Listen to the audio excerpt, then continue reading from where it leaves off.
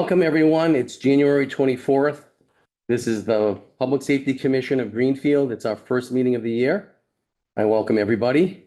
I'll just want to check one more time to see if anybody's waiting. I think everybody's there. I invited everyone, which is great. I'll keep an eye on it. If you see somebody, let me know. Thank you, Chief, for just joining Zoom. Appreciate it. All right.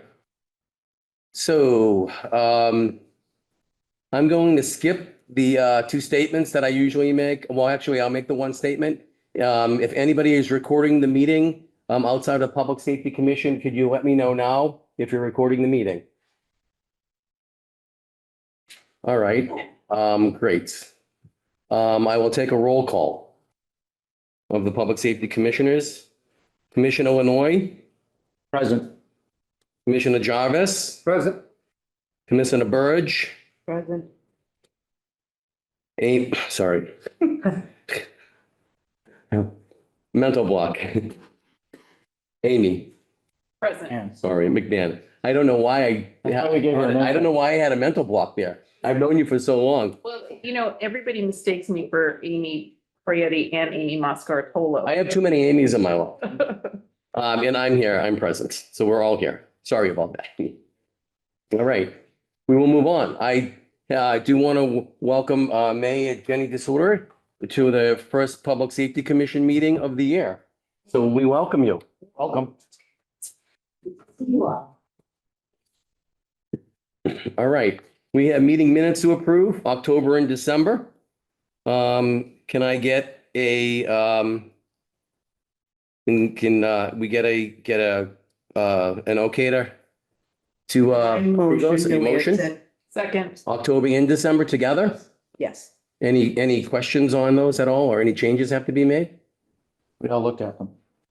All right, I'll just do a, Plus, I think there was an error, go a ahead. misspelling error Okay, in the first one in October.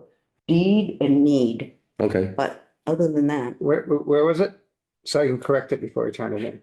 in the first one, in the October one, Yeah, kind of at the end, at the end, okay. yeah. Okay, we can get that corrected. All right, I'll just, we'll do an all hands vote on approving October and December. Approved, aye. Great, all approved.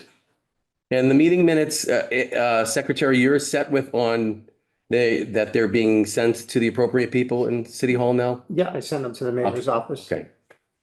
Yep. Now that they're approved, I will forward them tomorrow. Okay, great. All right, we're at the public comments portion. I'll start with folks here locally in the room. We always welcome and encourage public comments. So is anybody in the room at this moment would like to speak publicly? You can step up right up to the chair here. If you could introduce yourself and let us know where you're from. Address, right? Thank you for the opportunity to make a public comment. I Welcome. live at 54 High Street. My name is Pamela Goodwin.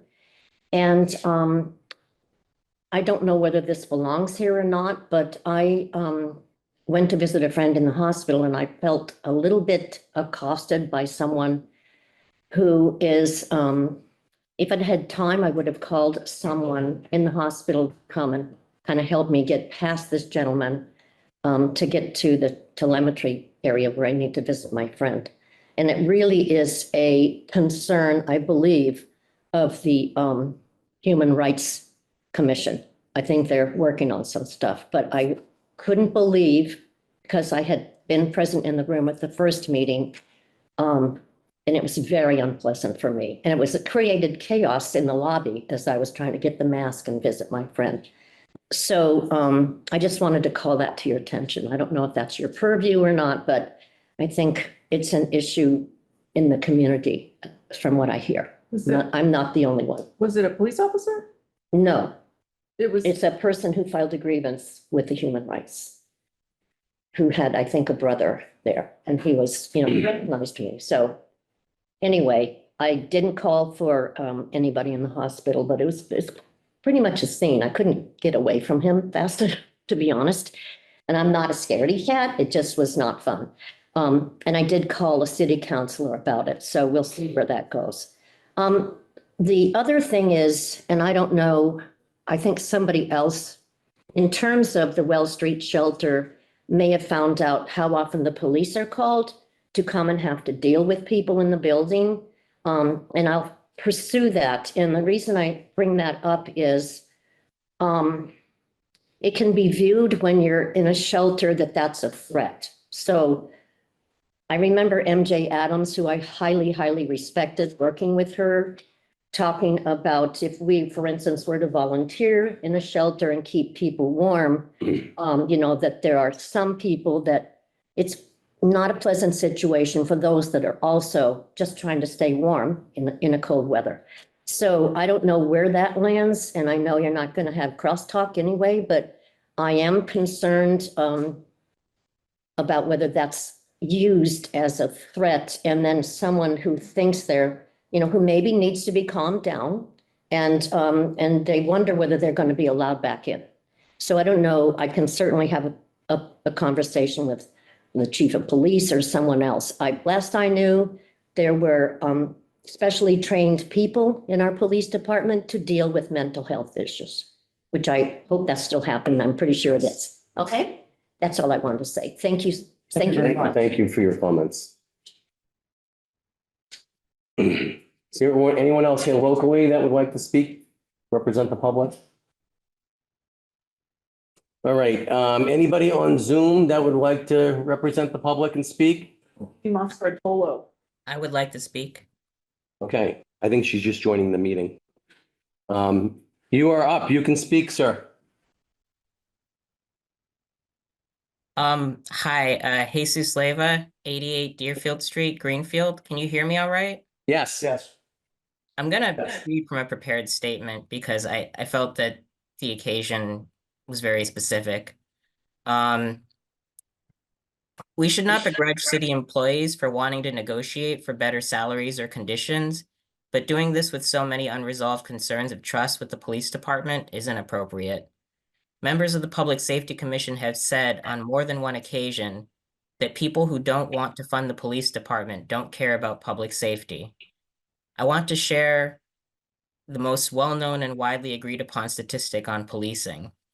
According to surveys of crime victims, less than half of all crime, including violent crime and property crime, is reported to the police in the United States. Our largest threat to public safety under a community policing model is a lack of trust from the community to report crime. If city officials care about public safety, their number one concern should be improving public trust in the police. There are very serious allegations against currently serving officers that have no documentation of independent investigation. You cannot blame the public for the leap of logic that the reason for the lack of independent investigation is to protect officers from discipline or termination of employment.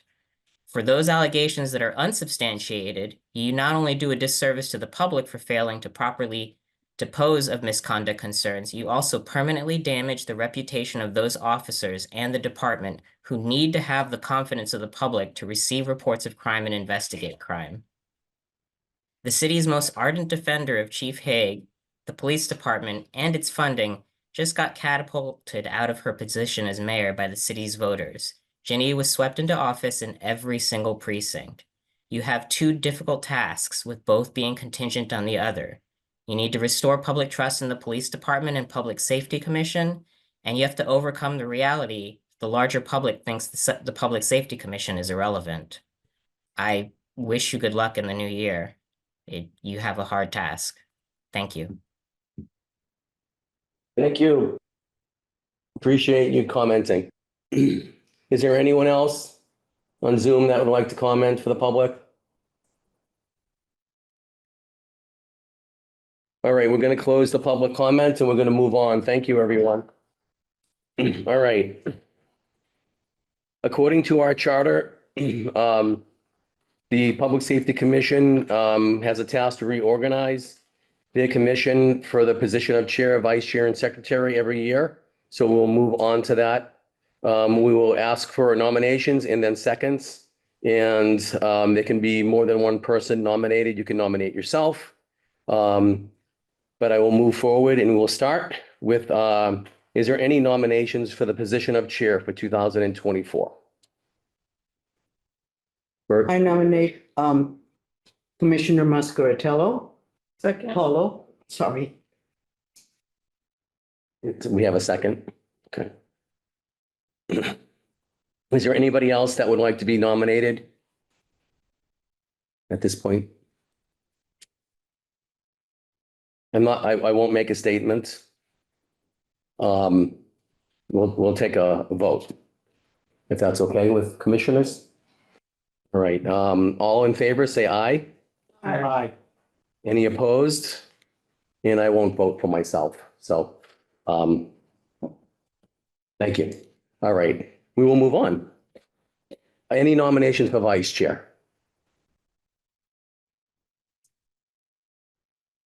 I'd like to nominate David Lanoy to vice chair.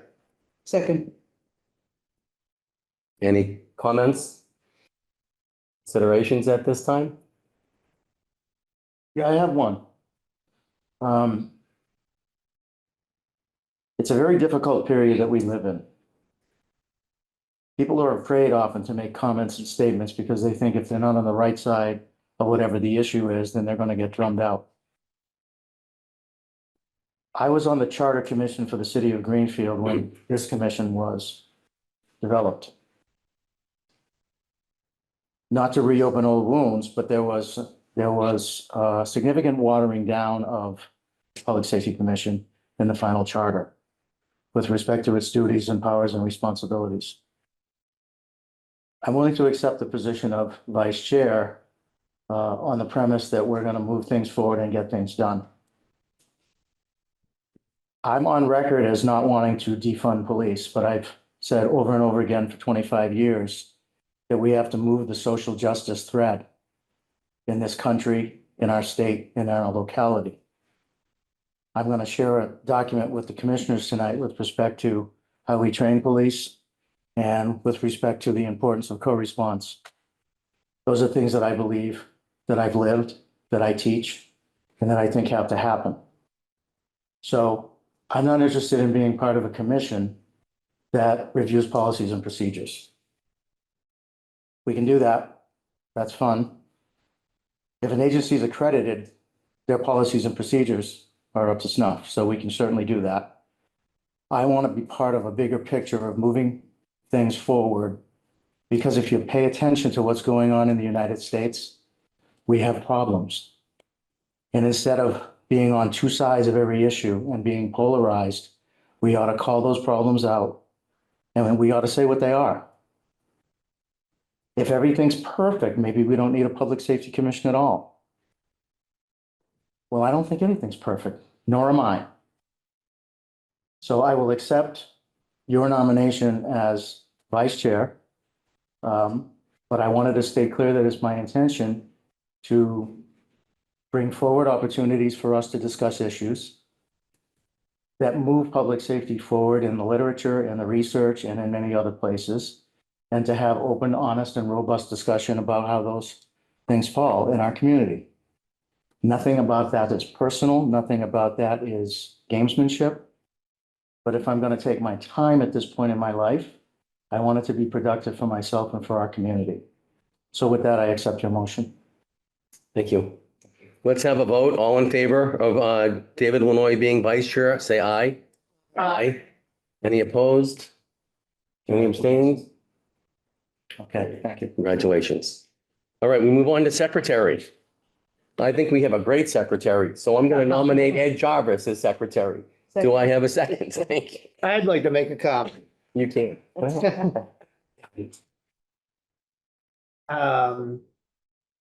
I will take it again if nobody else wants it. I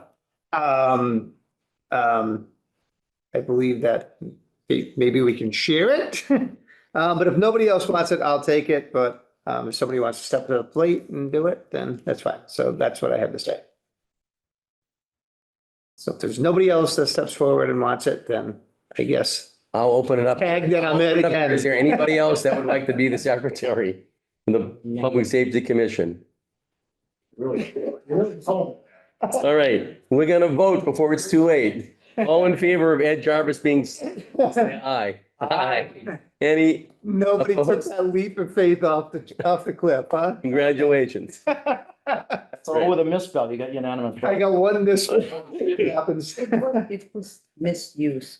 Misuse. You're doing a great job. I'll find it. I'll correct it. I'll find them. All right.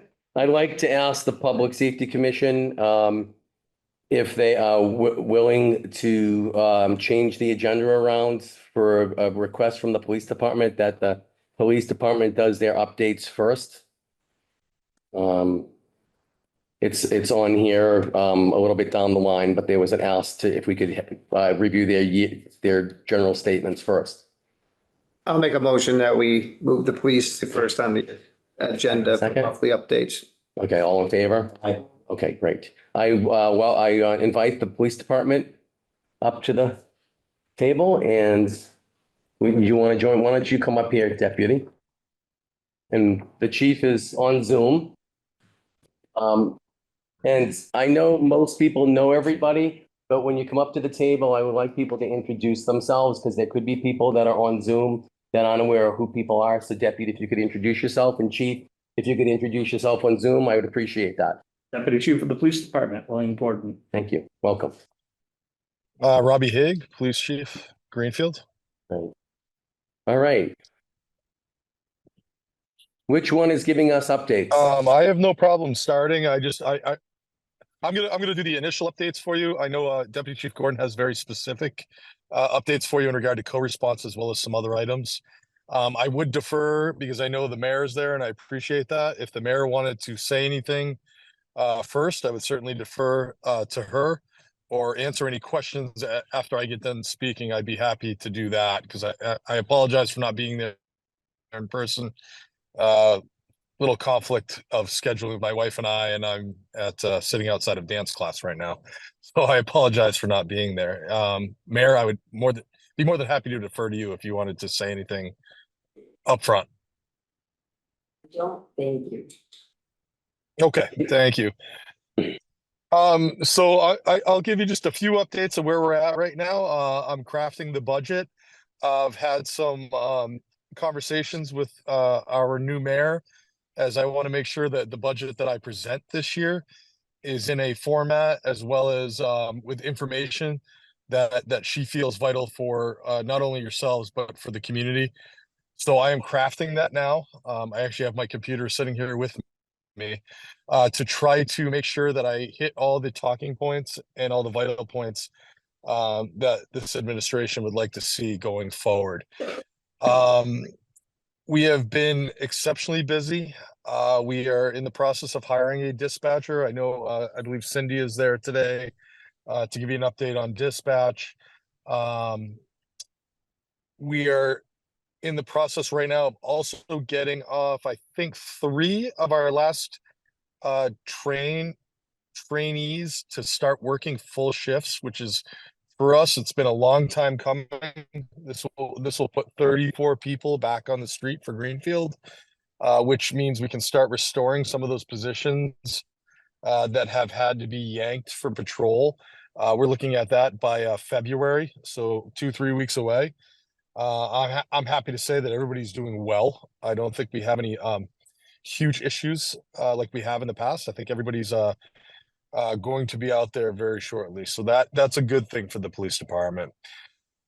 In regard to the dispatch and police department, we are still in the process with the building project. We are being hung up a little bit, not on the city side. We're being hung up a little bit right now with the contractors and the design company. But we are staying on them. I guarantee you we are staying on them every day. I have 4 things on my desk I took today that will not be dealt with until they come to the table for us. I think we've waited long enough for this project to really get off the ground.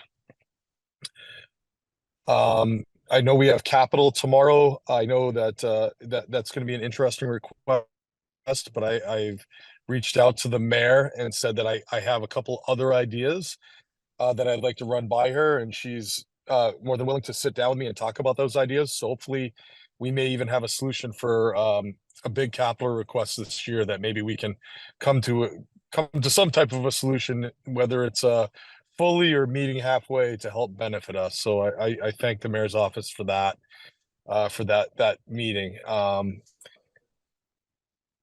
Right now, we're just trying to maintain, but also get that downtown presence back.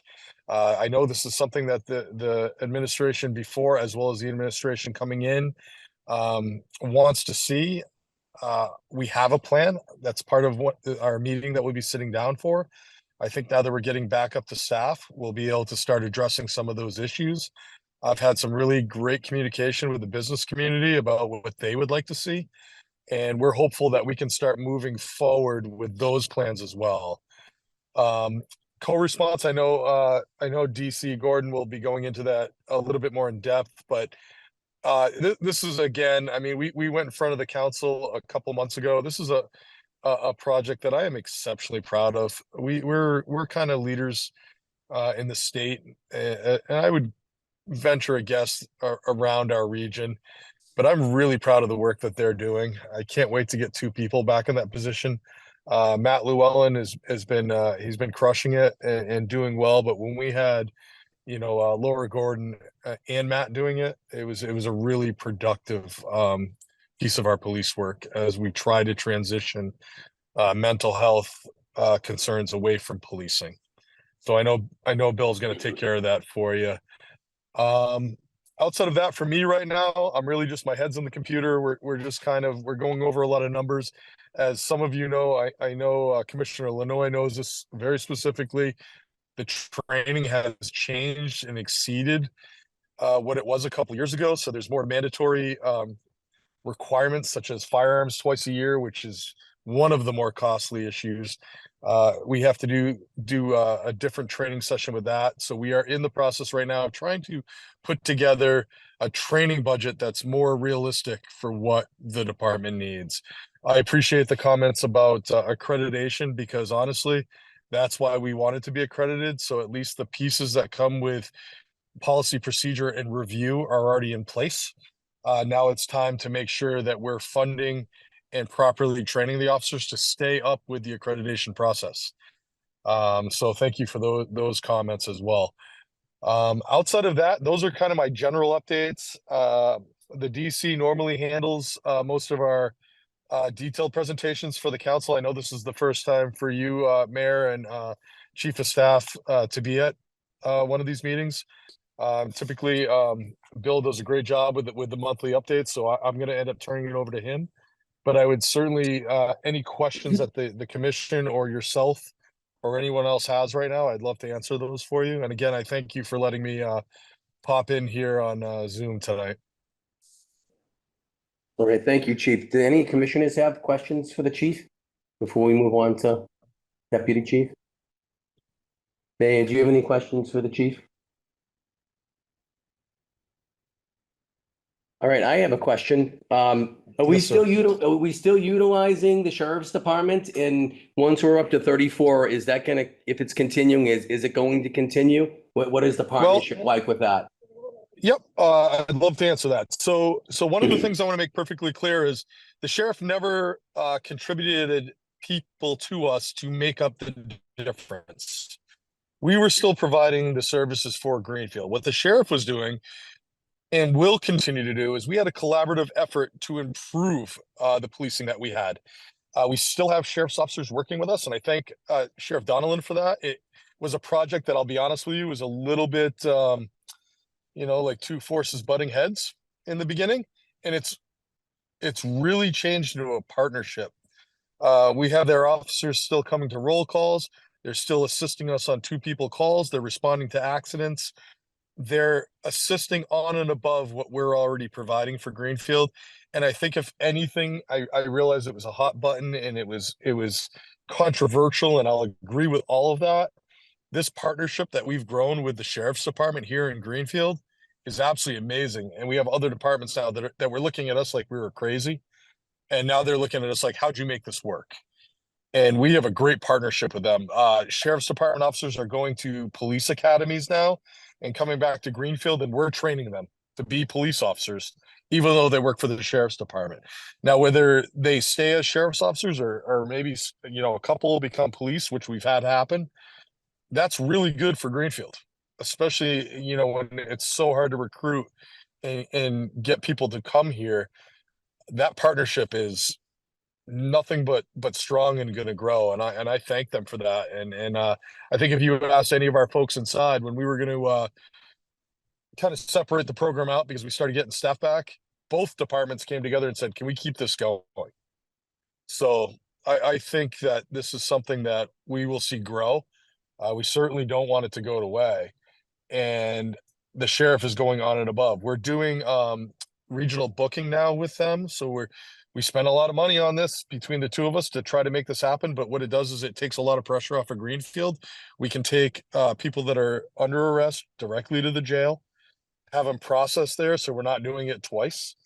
We have people, quite honestly, that are more well trained to deal with prisoners than we are. That's what the House of Correction does.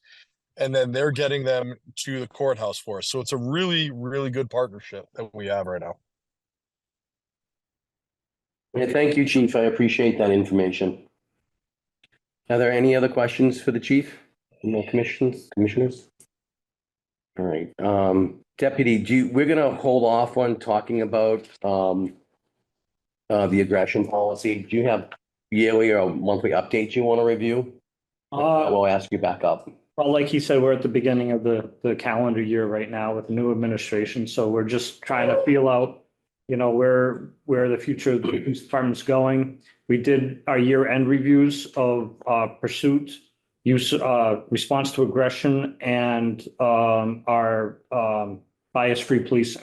You guys all got copies of that. You didn't let me know. It was put in your emails. And then the year-end statistics. So you have this, the end of December's, because I give that to you every month, and then I gave the year-end statistics too. I usually put a lot in my emails. So it's for you to digest and for you to look at the individual officers. It goes right down to the individual officers and what's happening out there. And it should be no surprise because we talk about it every month, and I give you the statistics every month. I do not have co-response. You asked me if we could get co-response at the end of last week.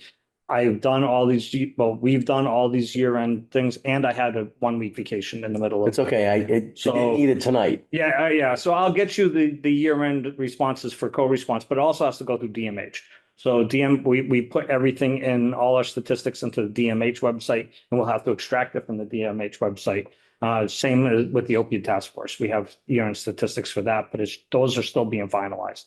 Normally, I don't give you all that until February.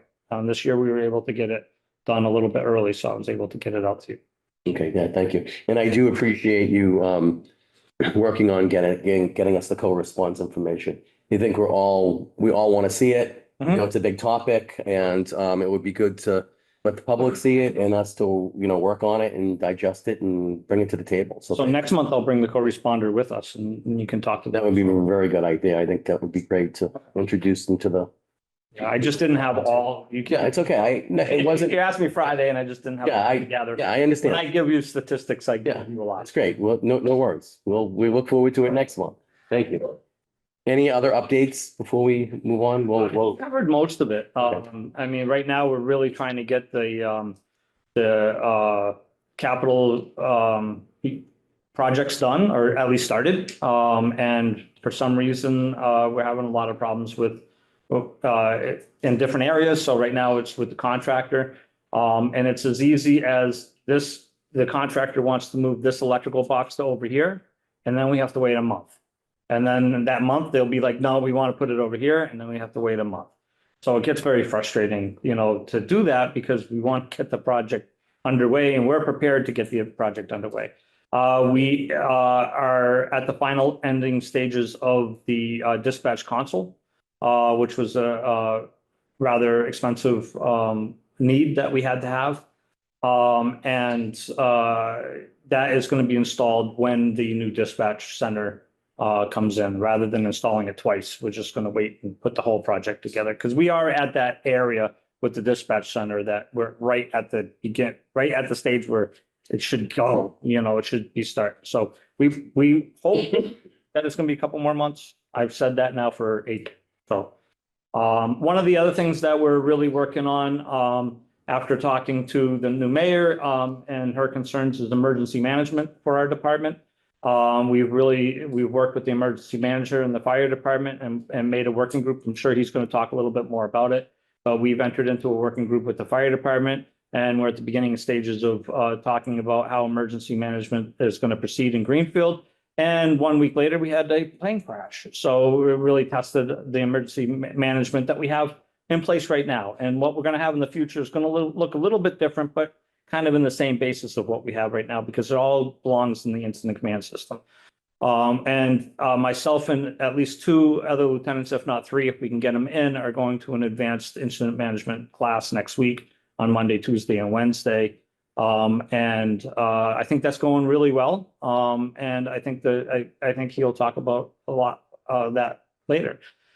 The plane crash, that was a first in 34 years, or however. I haven't had a plane crash, so you never say that you've seen it all. When we first got there, it was reported that it crashed into the woods of Greenfield, or anywhere from between Greenfield and Vermont. So somewhere in there. That's a big area. The fire department and us responded and started talking about search patterns. They put up the emergency management drone, and the drone found the plane crash in all of that wooded area in 4 minutes. So that drone really paid for itself, because if we didn't have the drone, the helicopter wasn't able to fly in that weather. We would have had to ground pound the entire area, and that would have been very manpower intensive and very long. So that drone paid for itself just in that one call. Unfortunately, all 3 people died. The first initial GPS coordinates that were taken made it sound like it was in Greenfield, and at the end, it turned out that that was in Leiden. But it was right at the Greenfield-Leiden line. But we assisted, the fire department assisted, the mutual aid companies came in, and we were able to treat everybody that perished with dignity and respect, and work with the state police, NTSB, and one other state agency, FAA. They are now taking over the investigation, but we have to help with talking to witnesses and notifying the people that the families of the deceased, and securing the scene. So that took a little bit, but I was really proud of our guys. I was really proud of the fire department. Everybody worked out good. We really thank the mayor, because she came in for some morale support. Thank you very much. And she talked to all the people, all our officers and all the firefighters that were involved before they went home, and made sure that they were okay. And then we also got, thank you for the fire department putting in a critical incident stress management team that came in and helped the officers and the firefighters and the responders, dispatchers, after that incident. We thank you too. Yeah, no problem. All of us. Yeah, it was, that's what we do, and that's why you pay professionals to get these things done. But I will say that I was one day out of Key Largo, so it was quite a temperature change. It was really cold up on that hill. Sure was. Thank you. Yep. Any more general response, information before we move on? Back to Well, he said that we have the trainees that were done. If you remember, a year ago at this time, we were talking about how low our manpower was, and that we were having trouble keeping shifts covered and whatnot. And during that discussion, I told people that it takes anywhere from 12 to 18 months to train a police officer. So here we are 12 months later, and we're just finishing the training those officers. Now, those officers, we really have to thank the EOPS, Executive Office of Public Safety, because they rushed those officers through the academy, and they got them in record time. One of them was accepted in that 1 week outside of the academy, outside the start date. Normally you have to sign up 2 months ahead. So if it wasn't for that, we would have been talking 18 months before we were back at this stage. Those officers are doing very, very well.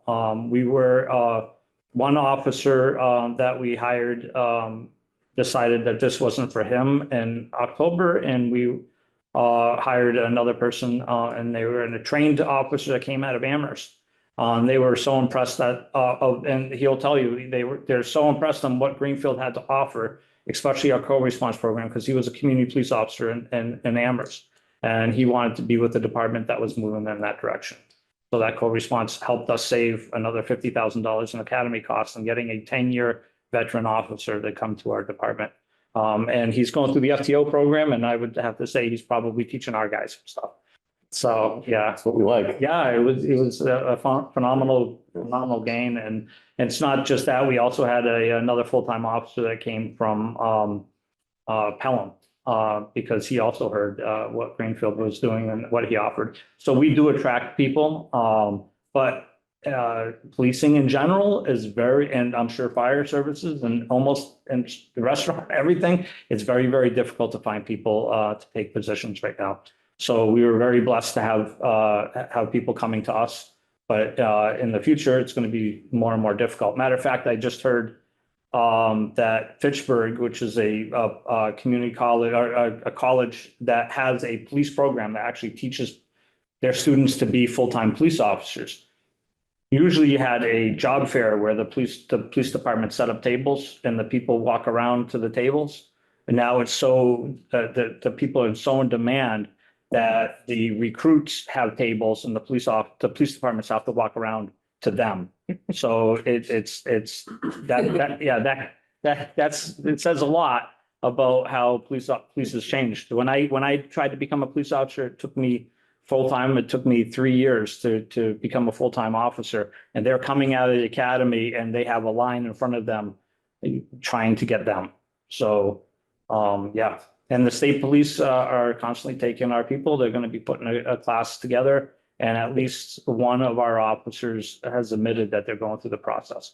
So, and that officer is a really good officer, and I think that if she decides to take it, that she'll go in that direction, which will, we'll have to fill that position. So, yeah, and that's a swan song that everybody has. Mhm. So, yeah, nothing different for us.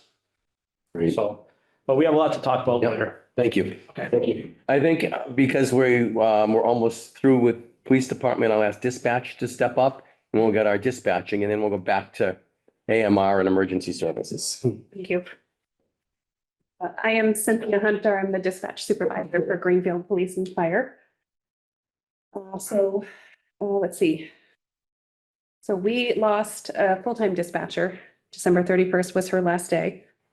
So for January, our overtime numbers were a little bit high. We had about 212 hours. We were very fortunate that we have 2 per diems now that covered about 140 hours. So it saved us the overtime rate because they are paid regular rate. The one dispatcher that did leave on the 31st, she agreed to stay on per diem. She's actually training at her new job now, actually with the sheriff's department.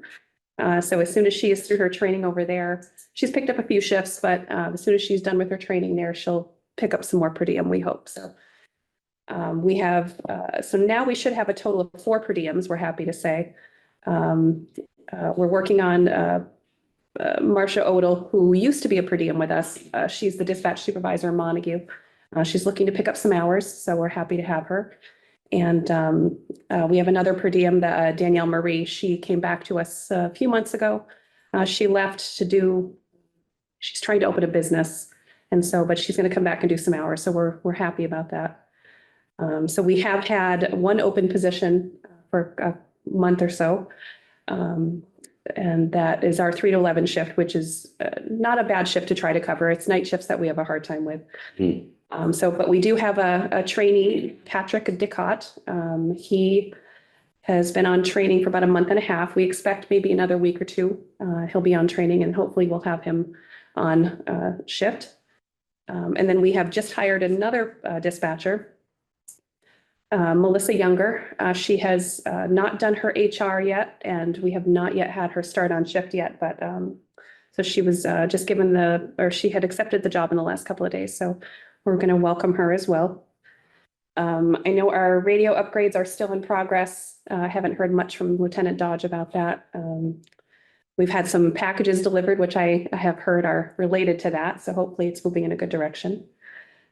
The deputy updated you as, or what he could for the dispatch project, so I'll leave that with him. I will echo what he said. We did have the plane crash call. I've been dispatching for 22 years and I've never had a plane crash. I worked in 2 different towns that had an airport and never had a plane crash. I was very grateful for our partner agencies that day. Shelburne Control Dispatch Center did a phenomenal job. Our responders, I mean, we have the unique opportunity to sit back sometimes and just listen to everything that's going on. And our responders, the fire department, police department did an amazing job. I would like to mention my partner that day because I was working, Megan Cullen. She and I worked together very well, and she's a phenomenal dispatcher, and we did a great job that day, I feel like. So, but she in particular did a great job. So I'm very proud of her. We thank you also. It's a team effort. There's Thank you. a lot of people No, involved. it's- So It is a lot, you know, and it's funny with larger scale calls like that. We're usually busy for the first 15, 20 minutes, I would say.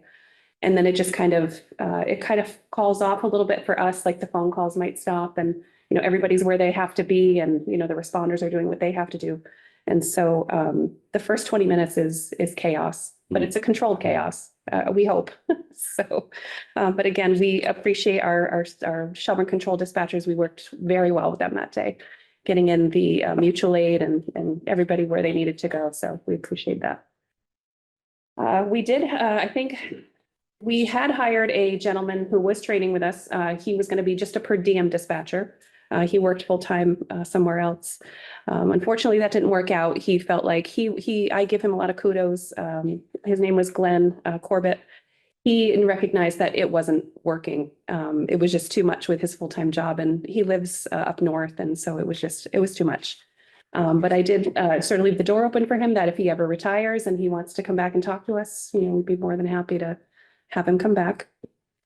I think, I mean, other than that, I think we do have one dispatcher who I'm happy to say is finishing a CTO class. It's kind of like FTO, but for dispatchers, it's communications training officer. So we will have, I believe, 4 fully trained communications training officers for us. So that's good. It's always good to have at least one trainer on each shift. But I think that's really all I have, unless you have any questions. commissioners, any questions, comments? All right. So we have 9 full-time now, not So, we're down 1. right, we have hired the 10th person just now. So with us, we can run with 9 people and not be considered short. We like to have the 10th position. We call it the vacation relief spot, covers long-term absences, that sort of thing. Okay. So, yeah, so now we have our 10th person. So we're happy about that. And the issue with the dispatch equipment that is so old, you can't get parts for it. That is the radio system that The they radio are, system. the police department and I think the fire department are collaborating to get that replaced. Wonderful. It takes a bit. I spoke to one of the captains at the fire department last week, I think, and he said it's a good 6 to 8 months from the time that you start talking about it. And then the apparatus gets built and then installed. So it's not a short process, unfortunately, but But it fixes on the horizon. a fix is on the horizon, and we are extremely grateful for that because our radios sometimes are, you know, we might be in the middle of something chaotic, something very serious. And, you know, responders are telling us that we sound like we're underwater. Right. That's one of the problems. And so then that means you have to reset the entire console, and that takes a couple minutes and, you know, and then we are sometimes having to work off portables. So that's why that radio system is so important for their safety, first and foremost, so. General question, will we get an update on this from, On what? on the, where we're at with the radios? We know it's in progress, but is there an update on where it's at exactly? It's in procurement, right? Okay, right. Okay, thank you. All right. All right, thank you for your time. All right, we can get back to our regularly scheduled meeting. Welcome. Just for the virtual audience, introduce yourself. Got it. Hi, I'm Kim D'Angelo. I'm the operations manager for AMR Western Mass. Nice to see you. Thank you for having me. All right, so 2023 was a very busy year for us. We finished the year out with just over 5,000 emergency responses for the Greenfield area. transporting over 3,000 of those patients, which is a pretty busy season for us. Yeah. Greater than 90% of all of our responses were on scene in under 15 minutes from when they dial 911, which is definitely our goal. Just under 80% were less than 10 minutes. So they did a great job getting there quickly. January, again, a busy month. We had 423 requests for transport.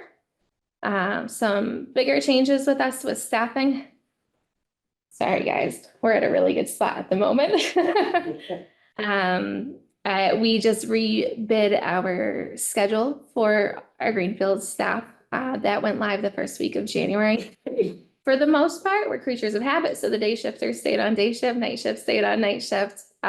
We were able to, our schedule is now projected by demand of call volume for 7 days ahead. So we can kind of plan the week before. If like a Tuesday volume, for instance, happens to be higher, we can put on extra trucks.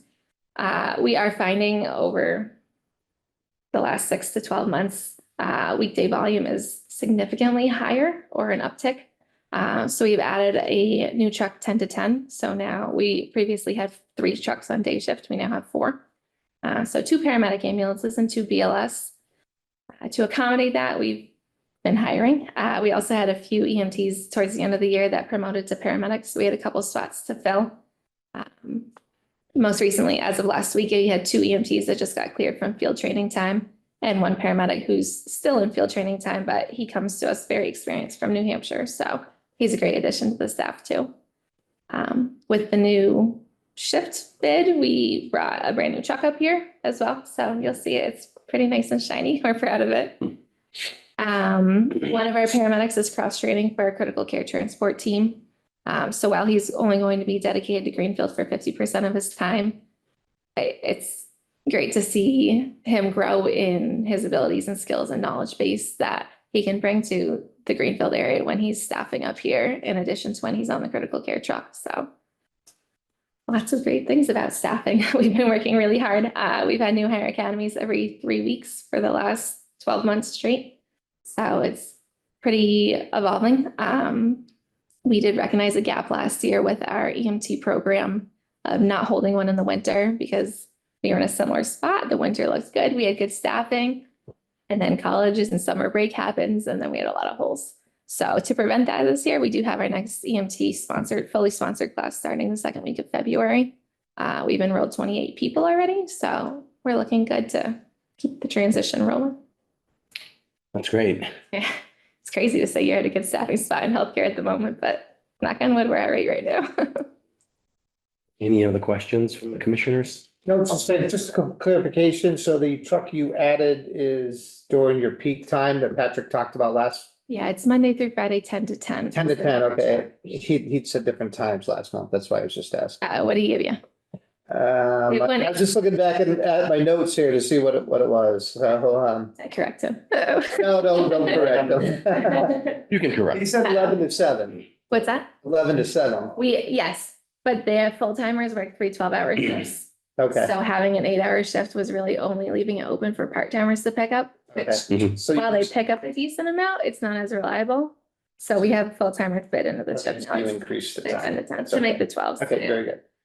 Don't tell them. Just making, well, just making sure you didn't add another one on top of that one. No, That's- no yeah. more. Okay. Day shift. Okay. Where is the critical care truck? It is stationed at Bay State in Springfield. Okay. They respond to anywhere in Region 1. We've been getting a couple of requests lately for the Worcester area, but we are dedicated to Region 1. So they will go Berkshires to about as far as Wing is kind of our ground. So the goal of them is to, when Bay State bought a lot of the community hospitals and they all merged, they closed a lot of the intensive care units. Mhm. So all of these ICU level patients that typically are handled by an entire team in the hospital previously were being transported by 1 paramedic in the back down to Springfield. Not the ideal situation. So they're based at a Bay State.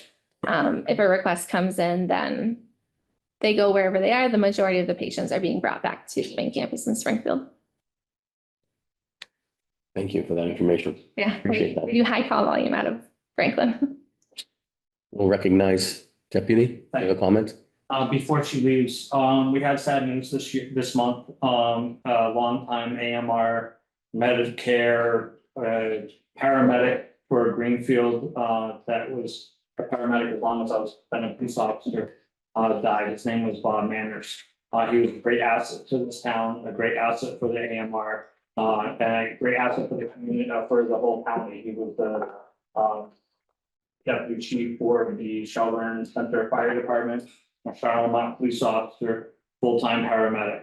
I know every once in a while, and I'll leave it up to you, but every once in a while, the town council dedicates a meeting to somebody that's fallen. And I think it would be appropriate to have at least a moment of silence and maybe a dedication of this meeting to Bob Manners.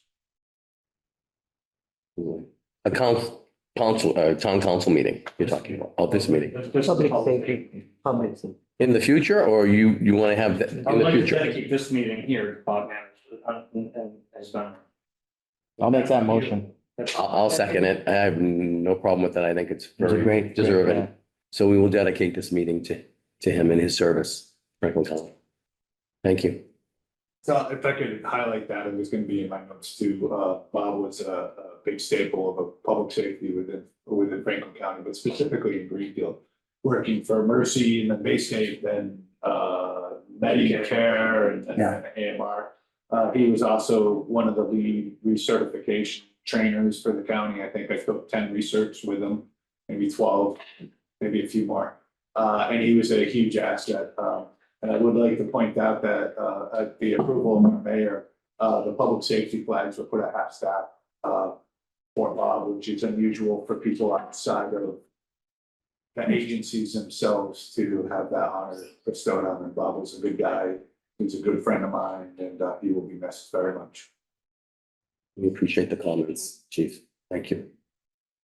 And thank you for your updates. We appreciate the teamwork that between all our departments in the city of Greenfield. Thank you. Proud to be here. Thank you. All right. We'll move on to the fire departments. Welcome, the chief. Thank you for having, just pass these out. You and I share. Sure.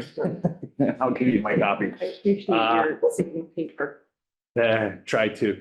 Today was a really, really busy day at the firehouse. Started with accidents in the morning, then a dog rescue later, and then right from the dog rescue to a fire up in Monroe for the rest of the day. So we've been rolling all day. So I apologize. I'm not as prepared as I should be, but duty called. So I just wanted to talk about, I gave you the statistics for 2023.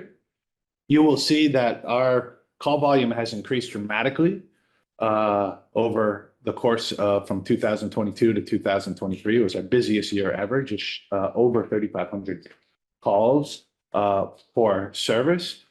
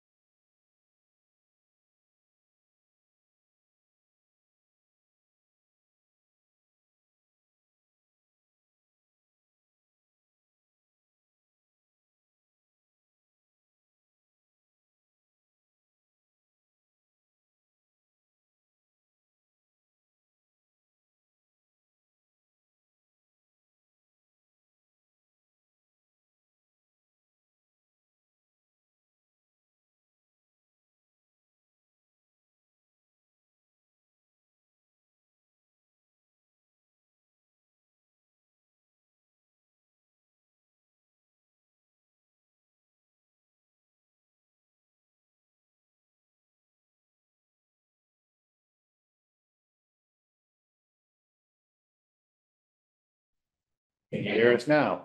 Okay. Doesn't seem to be muted. It's unmuted now. It's been unmuted. Can you hear us? Yes, I don't know why, but it just got muted again.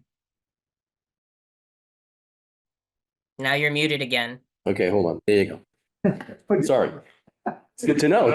Don't put your phone on the speaker. So for the at-home audience, I was just explaining, 2023 was our busiest year on record. And so it's been quite the year for us. So the deputy chief from the police department did mention the plane crash. It was a challenging call. There were a lot of resources, a lot of people coming in, and a lot of things to get under control really quickly. And between the work with the police and the ambulances that were on site and other mutual aids, we were able to get our handle around it. The drone, as the deputy said,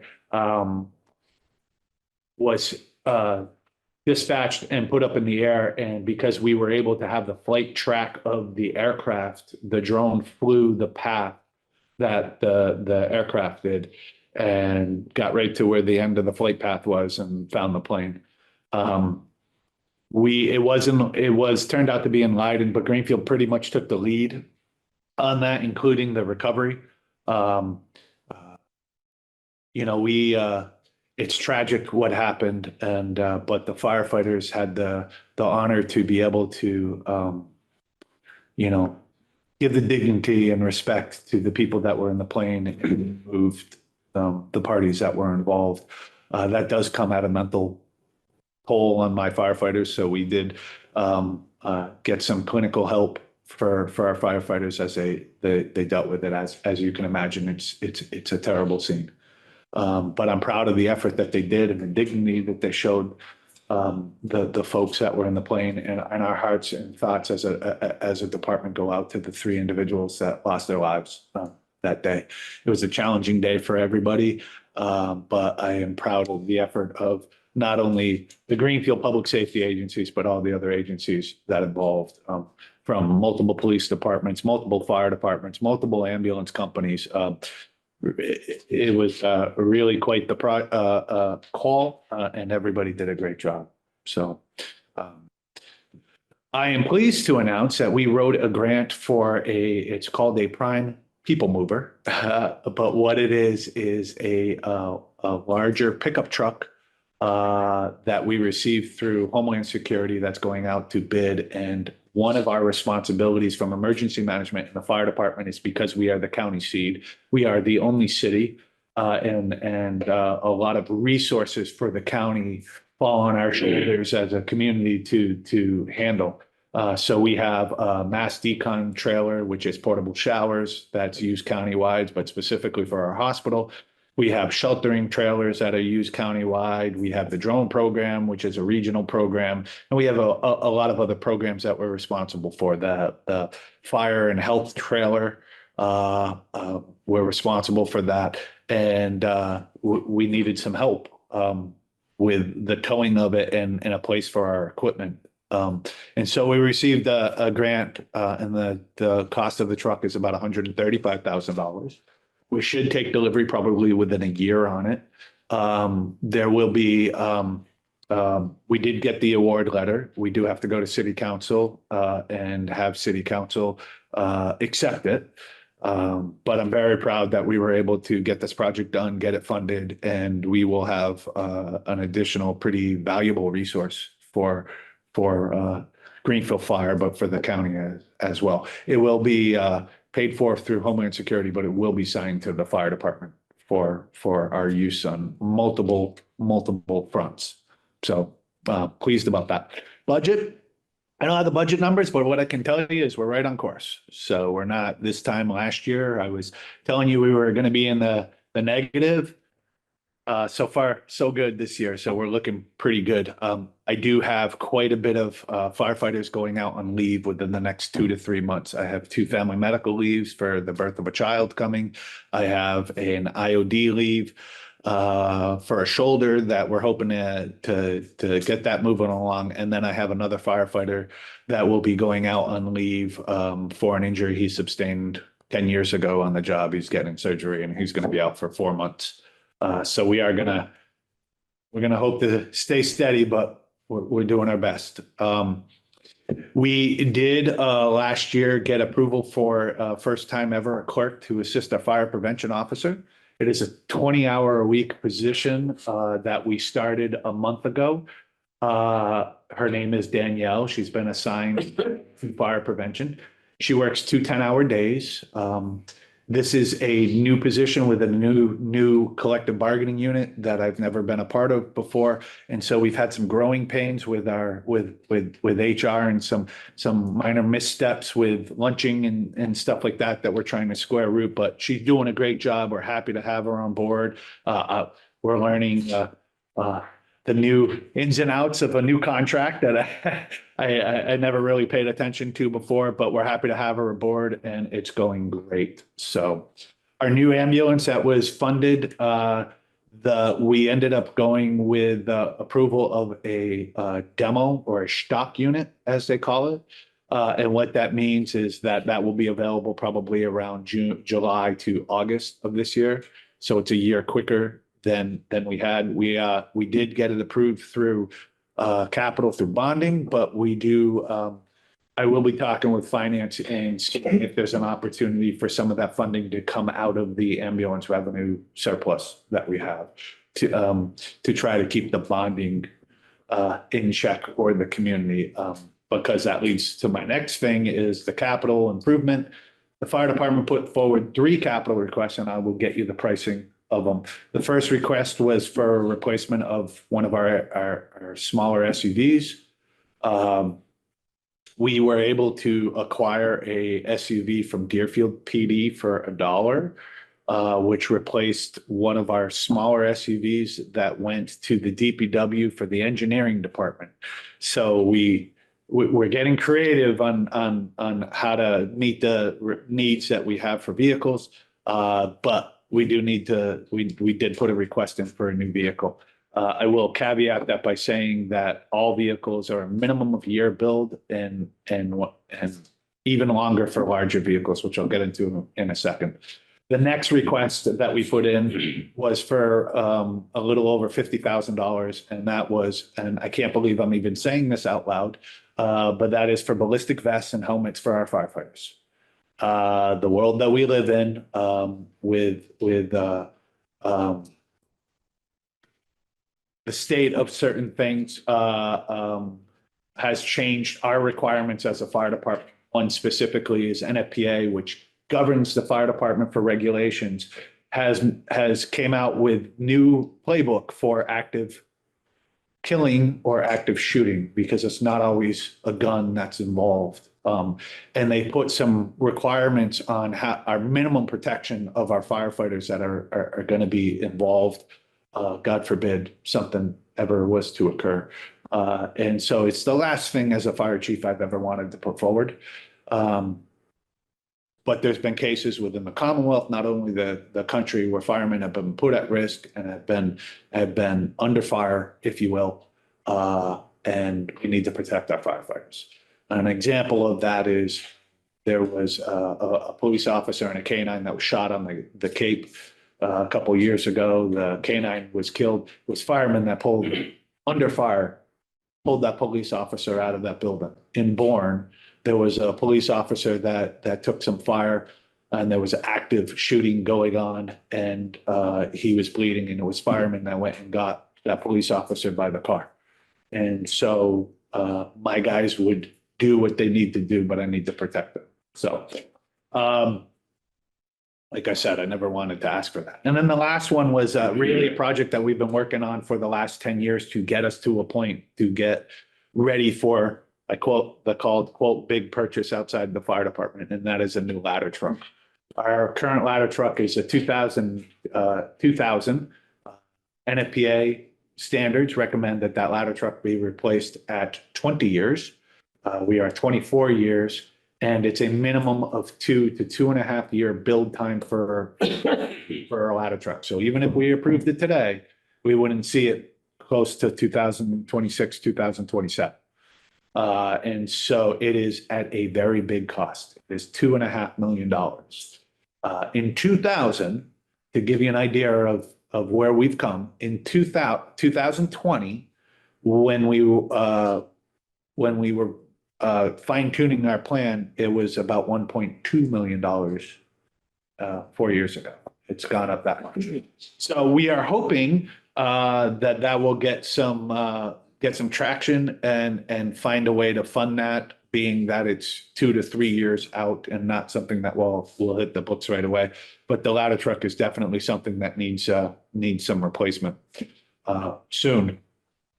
The new station is going along very, very well, and I'm pleased to report to this committee that by the end of this week, the A side of the building, which is the front part administrative side of the building, will be pretty much ready to go, including furniture in place by the end of this week or next week. The apparatus bay has some more work that they need to do. Because of some of the delays in it, we're still looking at an April move-in date. But the project is on budget.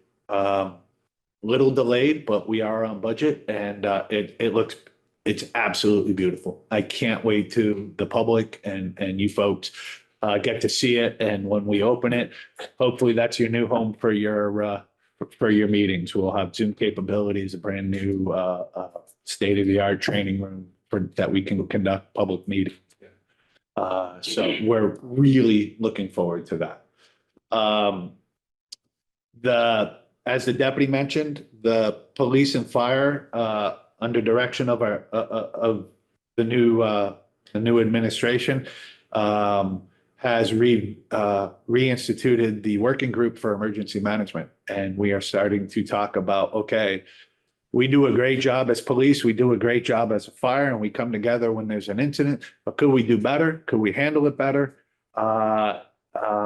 And the answer is obviously, yes, we can always do better. And so this working group, I'm very pleased with, and they're starting to really talk about, and dispatch is a part of it. What are the communications problems that we have? How do we talk to each other? What's the command structure going to look like? What is the expectation of the agencies that respond? And now that seems kind of, silly to say that, but if you take a God forbid, an incident of a mass casualty incident or something like that, we don't always talk to each other outside of face to face we have our channel, they have their channel. How do we bridge that gap? And so we're working on that, and I'm very, very pleased that that's happening. Emergency management side, because of some record keeping we did early on for some of the summer storms, the community got over $100,000 back from the state to compensate for some of the losses that some of the departments took during the storm. So we're very pleased about that. And lastly, to highlight the radio situation, I just got done saying that sometimes we don't do the best job at communicating over the radios. The new dispatch radio system, when it's up and running, our dispatchers by a simple click of a button can talk to both agencies at the same time. They can also take both agencies and put them on the same frequency if need be, so everybody's on the same common operating channel. And so there's a lot of capabilities that are coming with this radio system. I have 2 firefighters, we're the 2 lieutenants that are radio gurus. They know the ins and outs of radios. They can program any radios.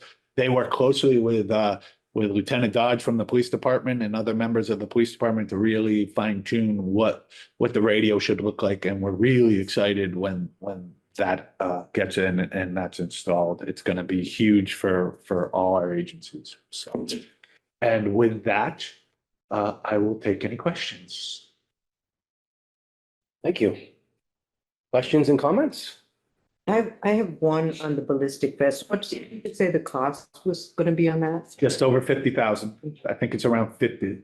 I think it's between 53 and 55,000 with a vest and a helmet. Is there any additional cost with the grant for the new vehicle that Greenfield has to? There is. So we are responsible for the maintenance, insurance, and fuel. Okay. Other than that. General working. Yep. Okay. But Nothing upfront for the cost of the vehicle or anything, just No. general maintenance and Yep. upkeep. Okay. that is correct. And it's going to be, like I said, it's going to be a huge asset, but basically we take ownership of this vehicle. And we're responsible for the cost of it. So I'm pretty proud that we were able to get that accomplished. It took over 2 years to, write the grant, rewrite the grant. Good job. We denied the first time. And second time. And, you know, I'm proud of what I do as the fire chief. It's an honor for me to be the leader of Greenfield Fire. It's such a fine agency. And the members, men and women, of the department do a good job. But every once in a while, as chief of department, I get to do a little bit out of my scope. And today we were able to rescue a dog on the ice. That was a little interesting. And the dog was so cute, and we're just happy it went well. So Back with the owners or? Very nice. yeah, Claim that he saved it. no, So no. it's a team effort, but he led that team effort and he was the one that got them. No, it was sometimes it's really good stuff that Yeah, happens in this exactly. job. So I appreciate the time. Thank you. You're not getting away yet. Okay. Not that easy. No, I just wanted to give a tip of my hat to both police and fire and EMS and everybody that came together with that plane crash.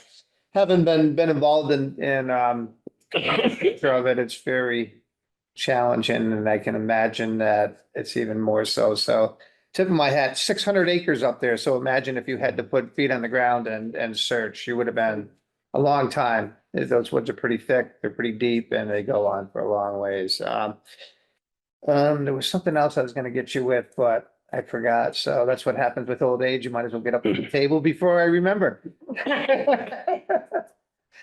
I'm always impressed by the fire department's like embracing the digital age with the brand new radios and Yeah.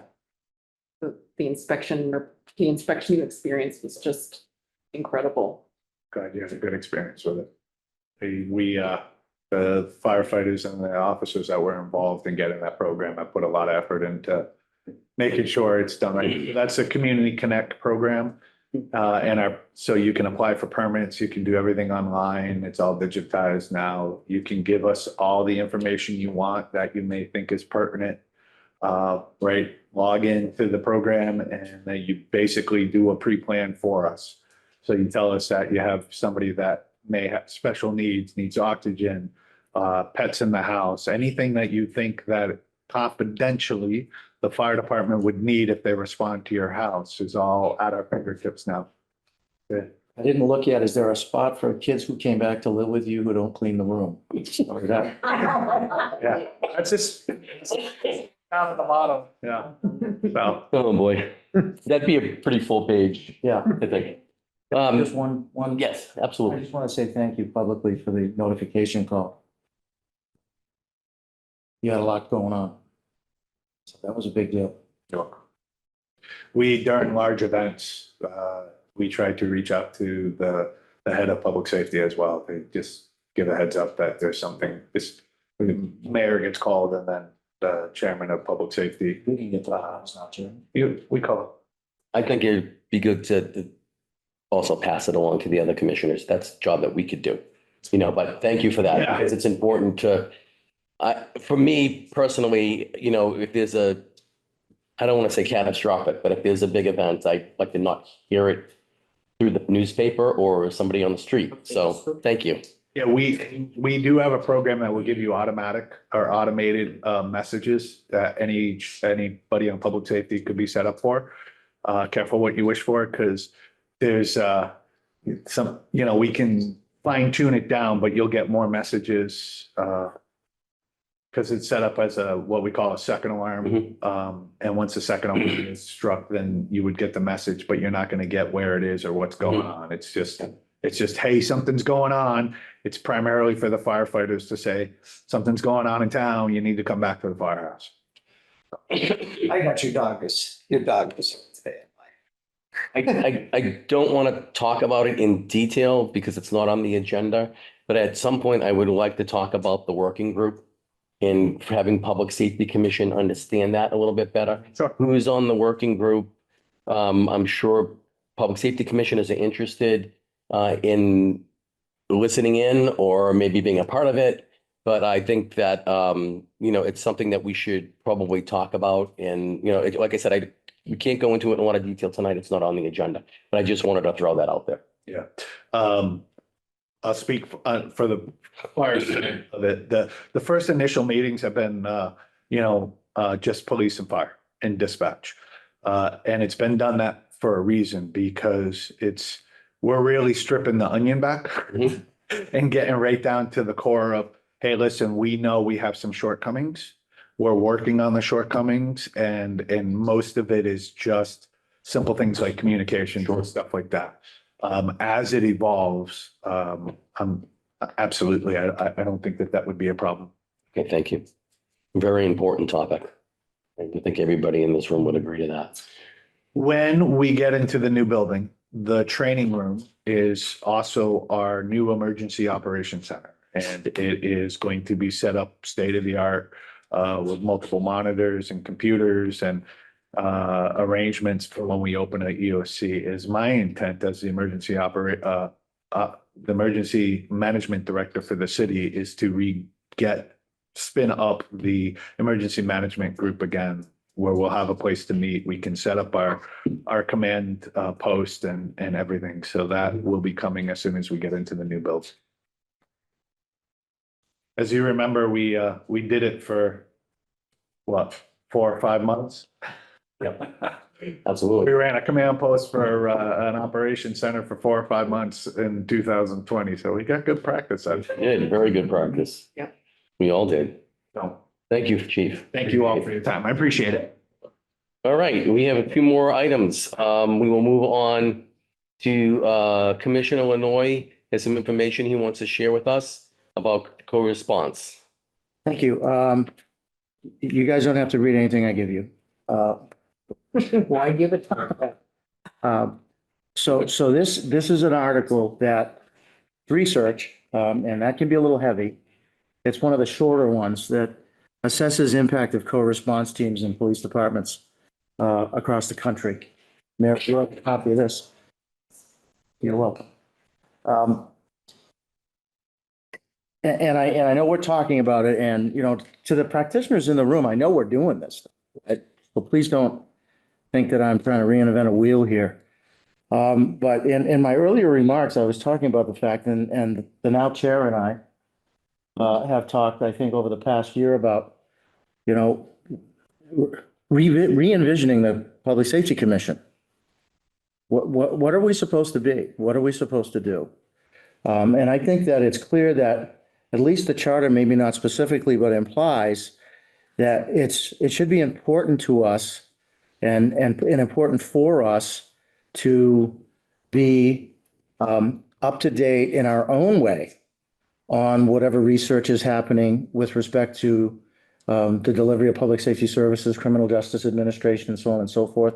And I'll admit that I'm a wonk here because it's what I do. So you can always feel free to say, okay, shut up, and we don't want to talk about that now. And I won't be insulted by that. But I think that the best use of our time is to gain the foothold of understanding into what's going on. And I'll tell you, so I'm a department chair of a criminal justice program, but I'm still a practitioner, and the agendas become fuller and fuller in the committees that I'm part of.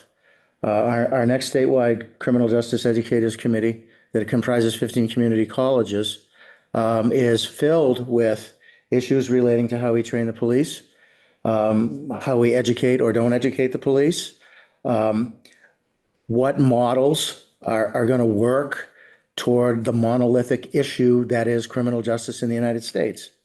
So for me, it's important to talk about those things. It's the will of this commission, however, not just me, to decide whether they're important or not.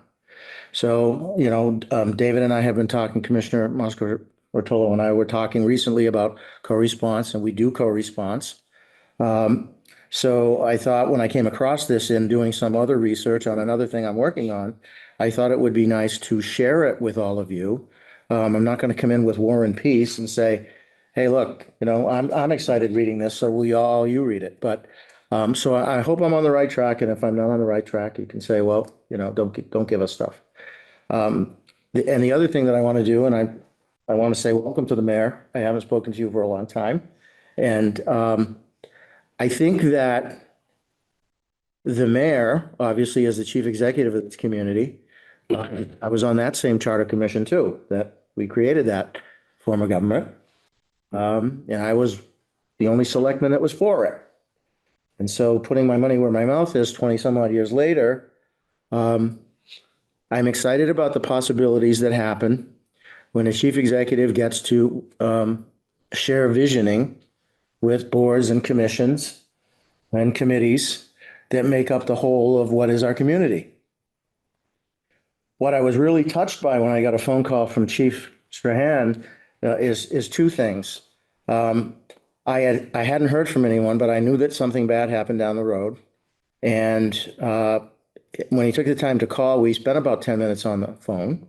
And it's sort of that, and I wasn't born here, but it was sort of that hometown pride sense that you get when you live in a community and you know it's a community and you understand the heart-wrenching, gut-wrenching humanity that's being encountered by the people on the street, whether they wear a police uniform, a fire uniform, or something in between, or a first responder.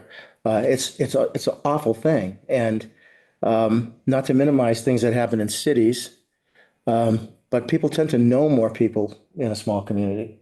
And so if we're going to build community, I think that I want to hear from my fellow commissioners about what can this Public Safety Commission do? What can it do? And what's the best way that we can do it? Because that's what I think is important. And to, communicate with each other and to bridge differences that any of us may have with respect to any issue, because we have a lot of great things going on. When I got that phone call and it was explained to me how quickly our resources were able to figure out where a tragic death had occurred with respect to that plane, that's a sense of pride. That's a sense of feeling of accomplishment for being part of this community. So don't want to be too long-winded. But I thought a lot about this stuff for the past year. Whether or not the commission that we ended up with is what was envisioned in the early going, that's water over the sea. I would like to be part of bringing some vibrancy to what it is we do, because I think that just makes the community stronger. So, if you take a look at this, I would appreciate it if we could have some conversation about it. And I know that we're going to come back next month and talk about, or the stats are coming in and we're going to talk about co-response. As you know, then Councillor Forgy last year asked me to do a presentation on police reform. And, I know that some of the things that I've said that I believed about police reform were accepted and fine. And some of the criticisms I had, okay. But I do have criticisms. I think that when I looked at this and thought of all of you, I was looking at the title page that said academic training to inform police responses. That doesn't undercut the police. That's not an insult to anybody. Tactile training is essential or nobody in this room could do their jobs. But we're moving, I think, to a new dimension in our culture, which I applaud as a criminal justice practitioner, that we have to start looking at equity and we have to start looking at statistics differently. And we have to start looking at what happens to people when they get caught in the criminal justice system. Because if you really do some research on that, it's not pleasant. And, what are the overall goals? It isn't about going, it's not a we them. But unfortunately, systems develop. And, oftentimes we hear about something going wrong and it's a few bad apples. I don't think it's about bad apples. I don't think it's about people individually. I think it's about systems and the problems that systems develop over time.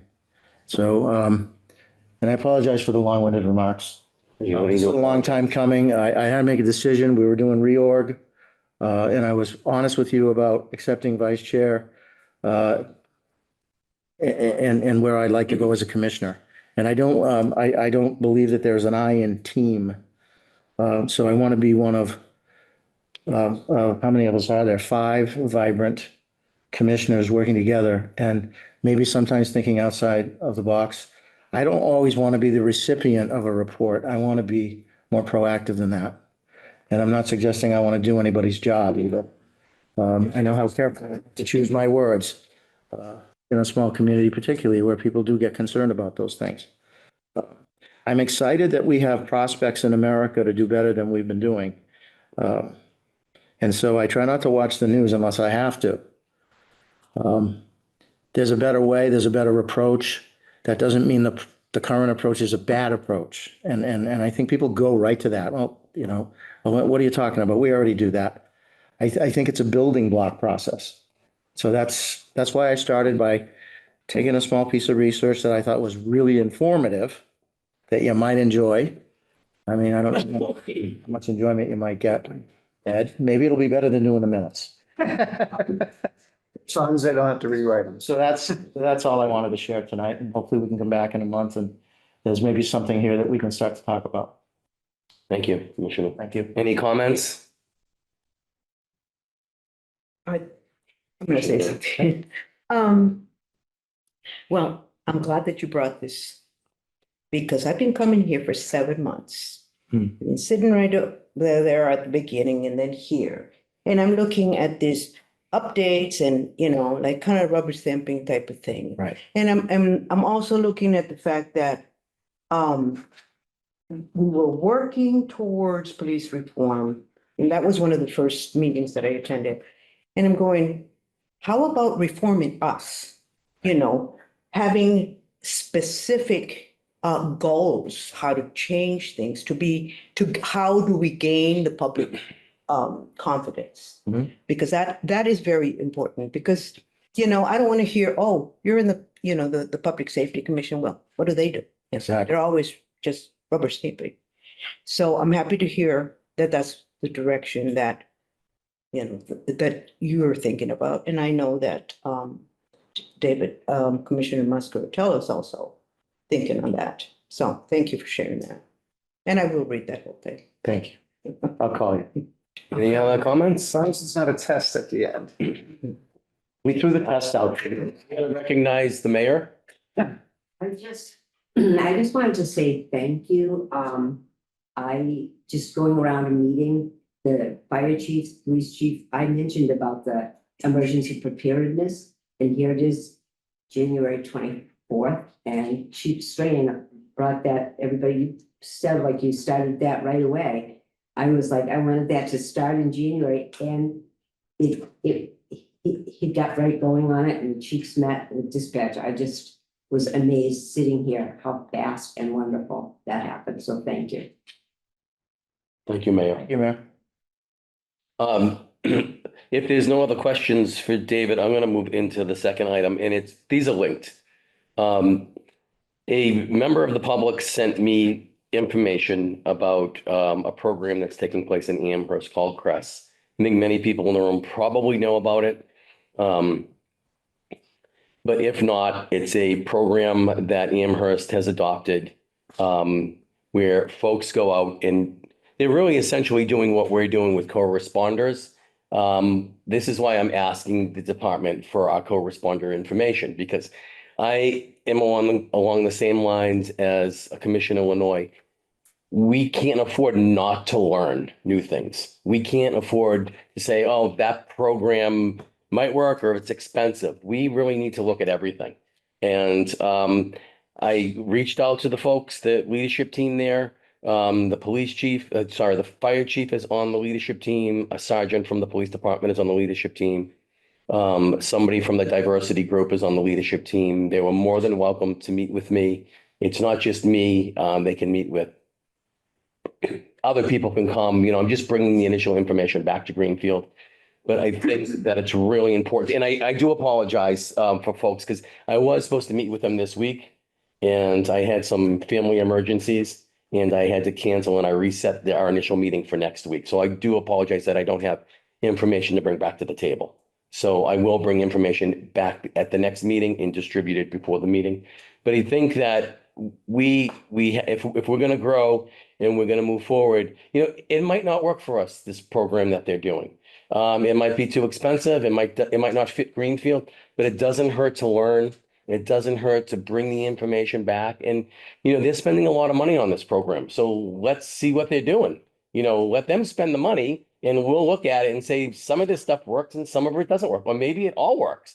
But let's have an open mind. I'm not saying anybody doesn't, but for me, I want to have an open mind and I want to learn and I want to do exactly what other commissioners want to do and what Commissioner Illinois wants to do is that, you know, we do show up for this monthly meeting and we have to get general updates, right? That's great. We get all these general updates. The public gets them. It's important to get these general updates, to read through all the fire dispatching and the police dispatching. But we need to pick topics and we need to move forward to grow the community. So at the end of the year, we can look back and say, we made a little bit of a dent or we made a little bit of a change. All right. So that's the goal. And as the chair, and I know as the vice chair, and I know the other commissioners, that is the goal. We want to, Commissioner Burge asked me a question about how do you bring things to the board to talk about?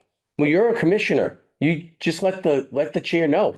I want to talk about this, or I want this topic on the agenda. This is important to me. You're all commissioners. The chair isn't more of a commissioner than anybody else. So if you have an important topic that you want to bring, then you bring it and you ask. I mean, it has to be on the meeting invite. It has to be posted. But you know, it's not about the chair putting the agenda together. It's about all of us putting the agenda together. That's why I send the email out, or I've sent the emails out to not only the commissioners, but the heads of the departments and the mayor, asking you, is there anything you want to add to the agenda in AMR? You know, if there's an important subject, let's bring it up. And, you know, and I welcome the public to ask for items to be put on the agenda. You know, to not me, the chair, but all of us. They don't have to call just me up. Our information is on the website. Our email should be on the website. Anybody around town should be able to reach out to any one of us and ask a question. So I do apologize that I didn't get to sit down. I was really looking forward to sit down with their leadership team, but I will sit down with them next week.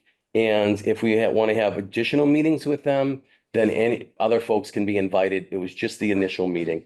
So any questions with respect to that? Yeah, just make a comment on that you can look that up, because I did when I received your email that this was gonna be on the agenda tonight, and there's quite the page on there, and it's their mission statement and what they're all about and how they go about things. It's right on there. So you just put in Amherst Chest Leadership Team, and it comes right up on your web browser, and you can kind of browse through it and click on their mission statement and everything else that gives you background and how it was formed and what they do, what their mission is and stuff like that. Commissioner? Yes, can you tell us what CRESS stands for? Yes, I can. I don't have it written down. I apologize. But we can look it up. I should know what it means. It is co-response. Can I help you? Yes. Yes, help me. Community? Yes, community response. Responders, yes. right? For equity, safety and service. Service, yeah, exactly. Thank you for that. You tricked me. You knew what it meant, but I helped a little bit. No, I couldn't remember what the second F is. And they, you know, I looked at what David provided.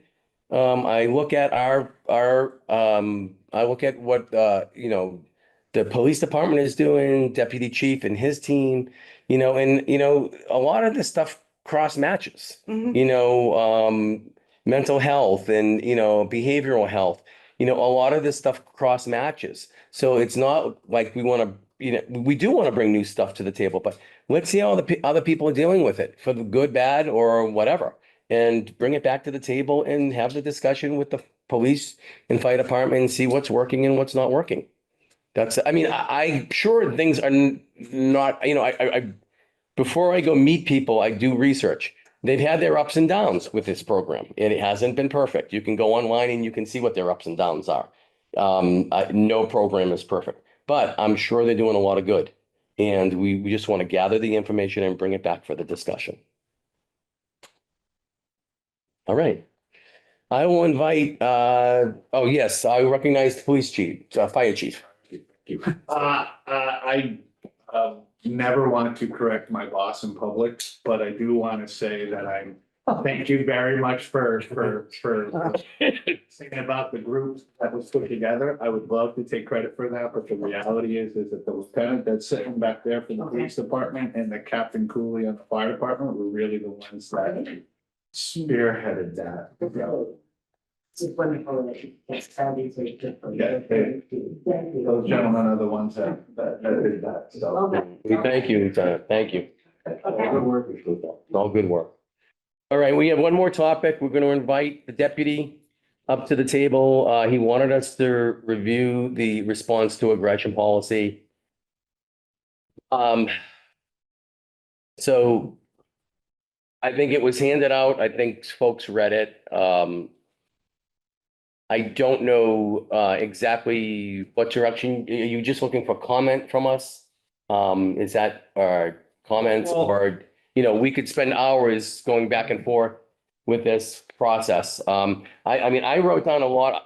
One of the suggestions I had is I wrote down a lot of questions and highlighted a lot of things when I went through it. And I'm wondering, would it be a better time management if we gathered our questions and sent you the questions?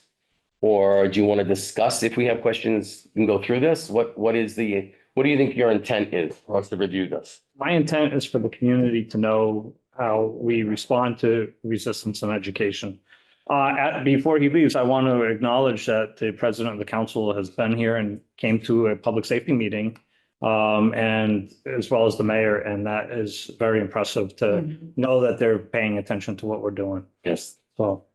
I think John left. He did, but that's. No, I was going to say that anyways, but you were talking like. Yeah, I got you. Anyways, and the other thing I'd like to put out there is that, especially with my statistics, and this goes to what you guys were saying earlier.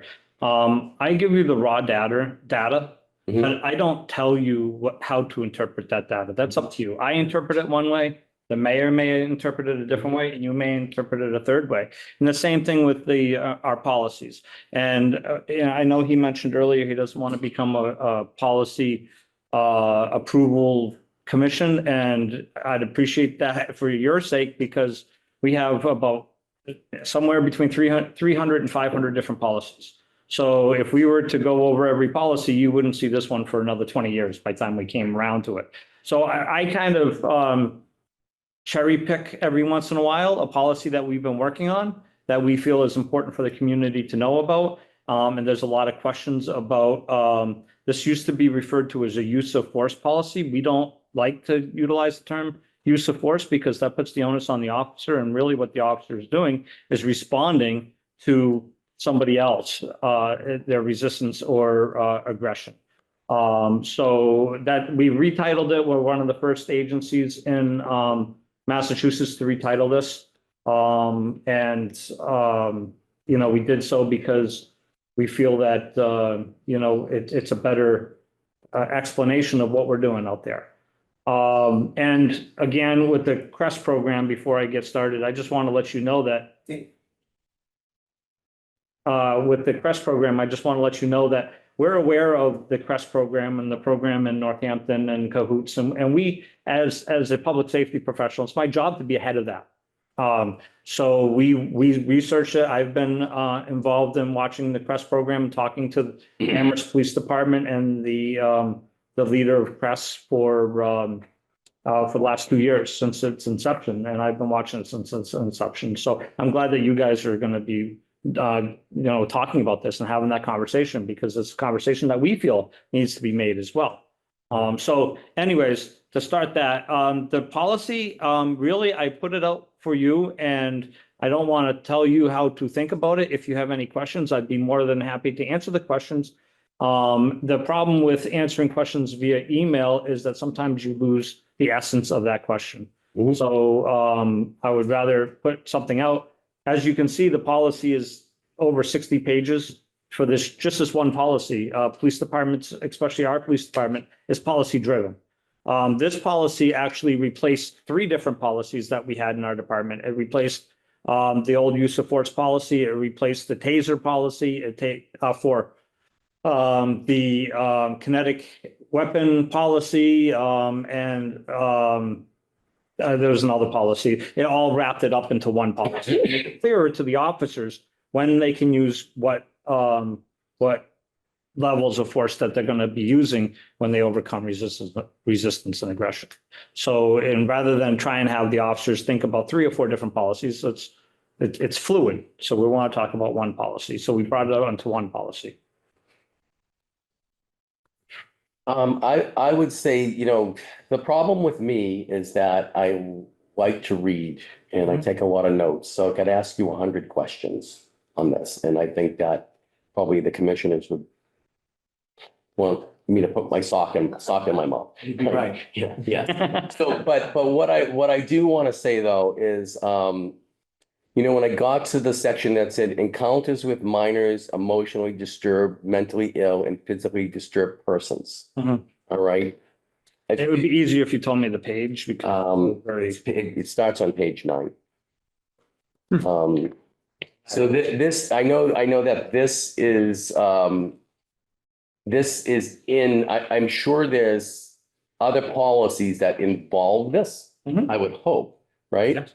Yeah, matter of fact, it's in the policy. So policy 1.15 and policy 1.16. 4.53, 4.54. Yeah, so they're listed within that policy. Yeah, so when I look at this policy and I read it, being kind of in the security field and seeing a lot of stuff through my career, it's intelligent. It makes sense, right? There's a policy, we want our officers to follow it, whether they mentally can follow it 100% at the heat of the moment. That's debatable, right? But I get the policy, but when I read it, this is the most important section to me, right? Because, things are obvious. If an officer goes into a situation where someone's waving a gun or, you could see it and smell it and taste it. Yeah, there's a situation and you know what's going to happen. But this is the gray area with folks that need assistance. And so this is the most important part. I'm not saying I want to make any changes, but I'm just making the statement that this is the most important part to me of this policy. Because all the rest of it is, I don't know. I read it and I know the lingo and it kind of is common sense, and, I read it and I said, yep, that makes sense. I would think the officer would think about that before this or, you on certain things like, when to use, certain like electronic weapons or things like that, there's a procedure to check with the sergeant. That makes sense. But again, to me, the most important is making sure we're dealing with folks that need assistance, I mean, I'm not saying that folks that are in this situation shouldn't fall under this policy because they might be very aggressive and there might be a life-threatening situation. But I think there should be, I'd like to see the other policies that involve this part of policy is what I'm asking. That's all. They all intertwine. Everything Intertwines. So the internal affairs policy intertwines with this because there has to be an investigation afterwards. You're talking, I can give it to you. Yeah. It's about that big. I don't disagree with Commissioner Lanoy, but I also don't think it's a bad thing for public safety commissioners to look at and review policies. I know that in the hiring policy, just in general, nothing major, but there's a couple, when I read it, and we've been involved with hiring, we've been at the interviews as the Public Safety Commission, but there's a couple things that I would want to see change in that policy. They're not, earth shattering. In which policy? In the hiring, Oh, okay. hiring policy. But I'm just saying, I agree with Commissioner David. I don't think we have to go through and talk about every single detail, but it's good to every once in a while look at policies. And if we have questions, bring them to you and say, hey, why is this in there? Or can this change? That's all. So I'll let the other commissioners speak. Well, we welcome that because many minds are better than one. Yeah. So Are I there, had all this training, I don't have to read it again? It has changed. It's changed. The essence, this is the written policy, and as you said, it's gonna be impossible if an officer just reads it once and reads all of our policies, which like I said, it's numerous amount of policies, and somebody said War and Peace earlier, that's the second biggest book in the world, and the biggest book is the Greenfield Police Manual.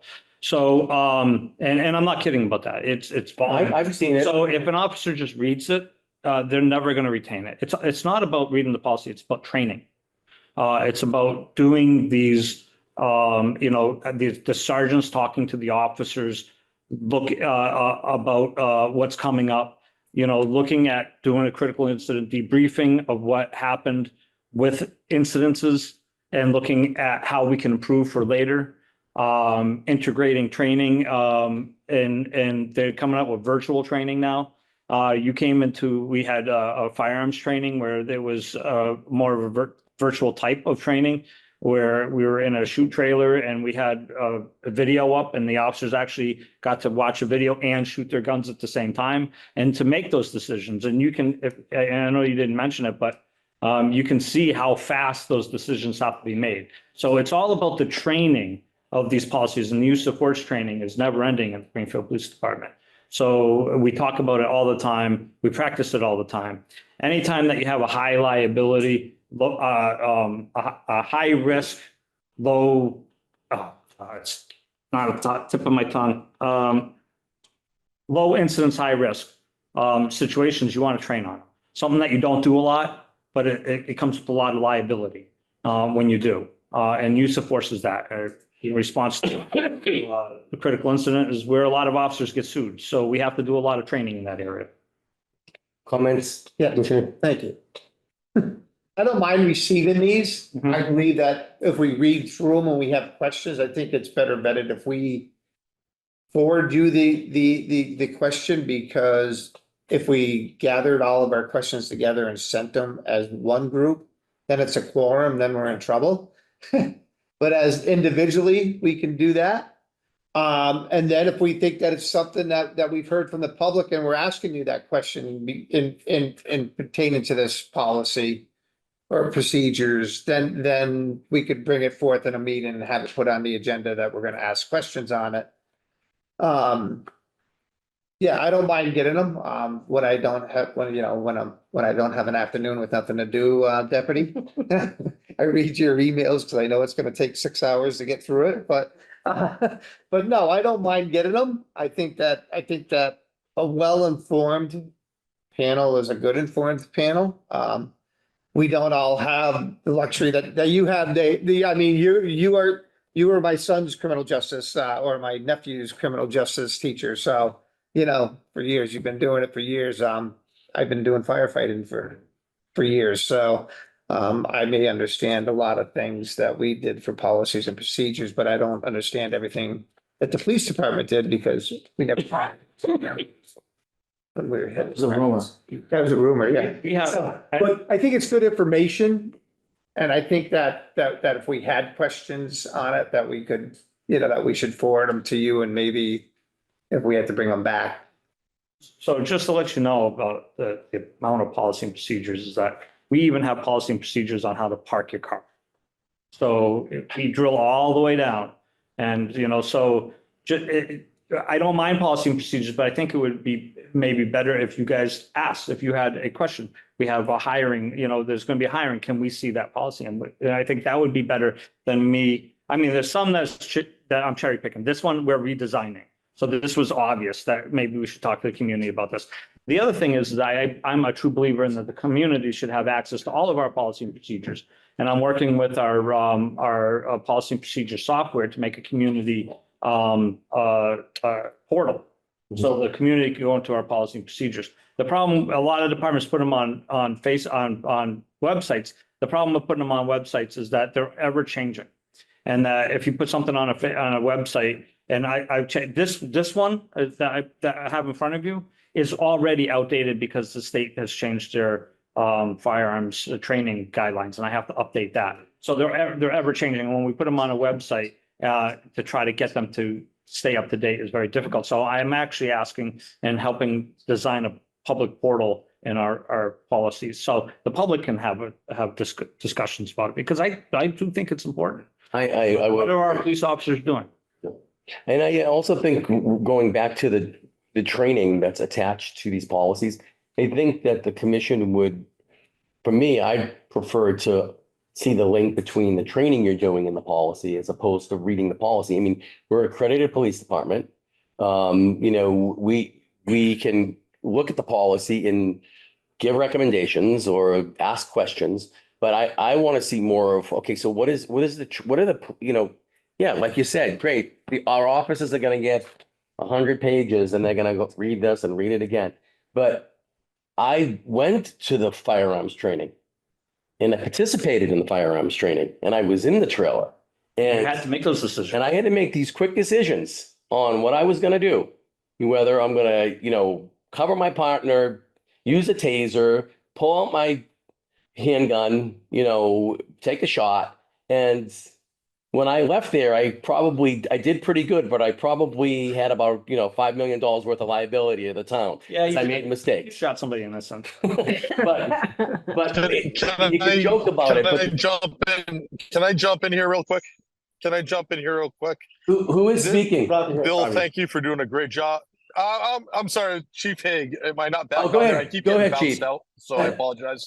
Yes. I appreciate Bill for what he's saying, but this is one of the reasons that I've pushed accreditation for so long, for the 10 years that I have been here, because I just heard you, Commissioner, saying, I know we're doing the training, but I want to see what that means.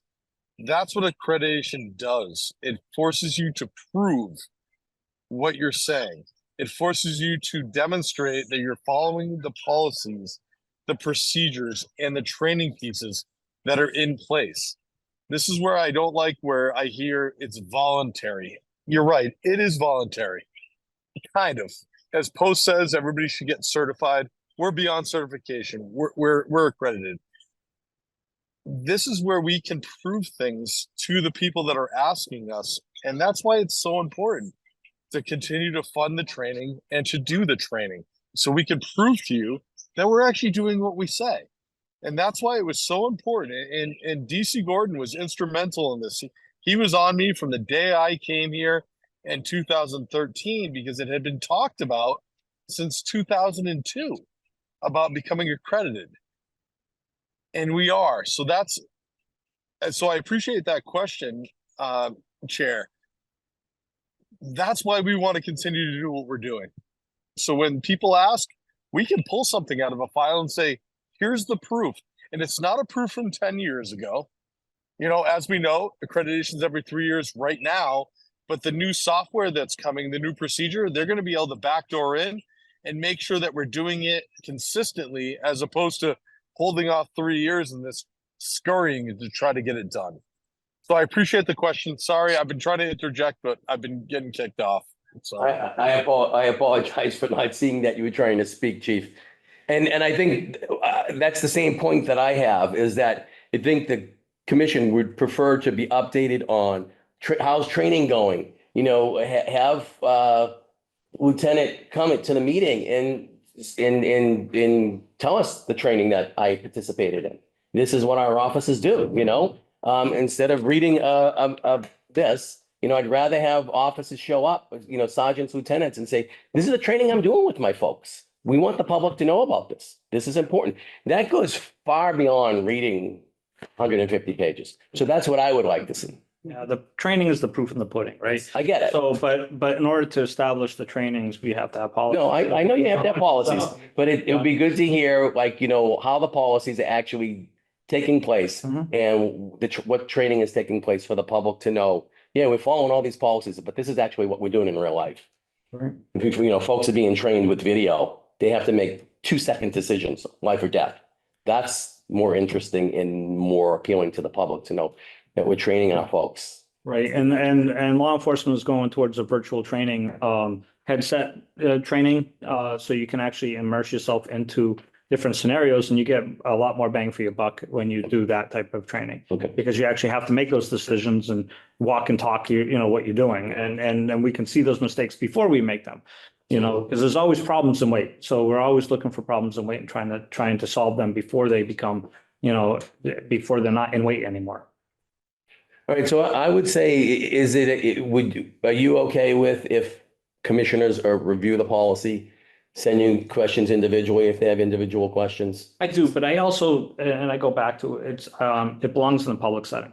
Okay. The public has a right to know about our policies and has a right to know this is about transparency.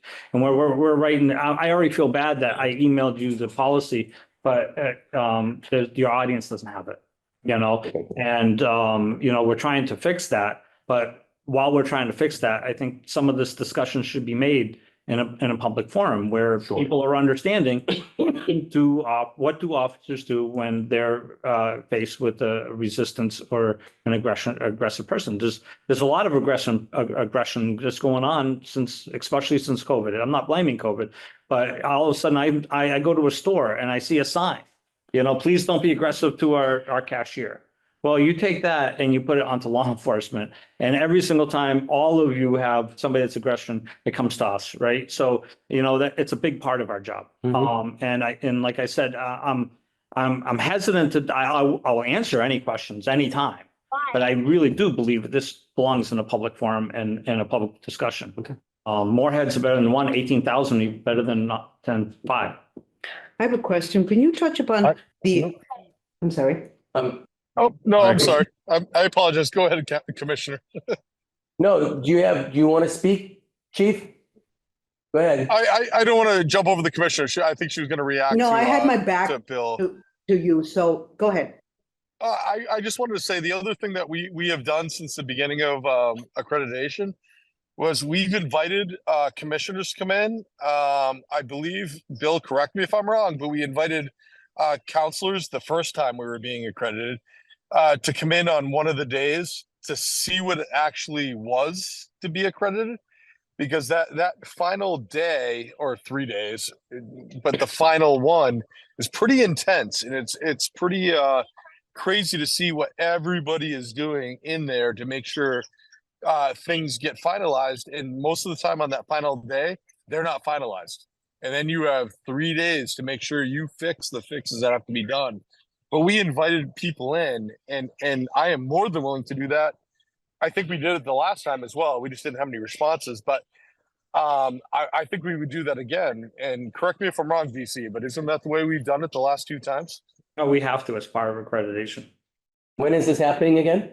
It won't be this year, it's the following year. Okay, so yeah, I think just officially, I know you will, but I'm sure the Public Safety Commissioner, whether this is the group or it changes next year, would want to be invited to that, say flat out. So thank you, Chief. I think we invited counselors as well. I believe the first accreditation, I believe Penny Ricketts came just to see the room, because we had a pretty crazy setup for what it is. And I want to give Bill Gordon a lot of credit, because we were one of the first to kind of try to make it all computerized, like get rid of the paper, making sure that you couldn't lose anything. And we had some accreditors that came that were older. Don't want to say older, that couldn't believe they could hit a mouse and find what they were looking for proofs. So we've taken that, and now that we've been reaccredited, now we're in we've been reaccredited, so it was 3 years after that. So we're another year into it. We're looking at a process about 10 years that we've worked, but yeah, year 5 of actually being accredited. So thank you. Sorry to keep jumping in. That's okay. Thank you, Chief. We'll be active for 6 before we credit we're certified. Commissioner. So you talk about, having policy, you're working on implementing policy. But I want you to share with the public and with the commission, the impact of following when an officer has a mental health issue going on at that time, being able to follow that policy.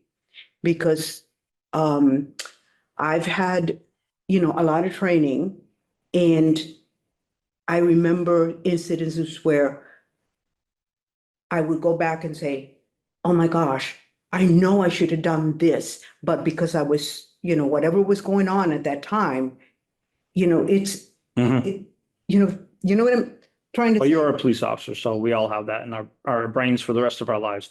So she's changing topics over to the mental health of our officers policy rather than, but it does go with response to aggression. And I don't want to go too deep into that. No, but Agenda, so it goes back to training. Right now, we train back in the day, we didn't really have training on officer wellness. Now we have yearly training on officer wellness. And part of that training is supervisor training on how to assist officers. And like I said, with the plane crash, right away, we had critical incident stress management Right. teams coming in. So it's the world of officer wellness is completely different than it was when we started. So I guess, I mean, we've talked for quite a long time. I guess I'm going to ask if, I want to say we're going to table it, but I think could the commissioners agree that this is going to be continued, to be continued? I mean, we have policies, we have to decide how we want to react to them, how we want to get involved with them. I think that's an important topic, is just to talk about, if a department comes to us with a policy, how do we want to handle it? But I'm not too sure we should continue, we can bring this up in the future. Is that? So we haven't implemented this policy because we wanted to have your chance to have your say on it, but it's a living, breathing document. We can always change, but we have to implement this policy. It can't go another month.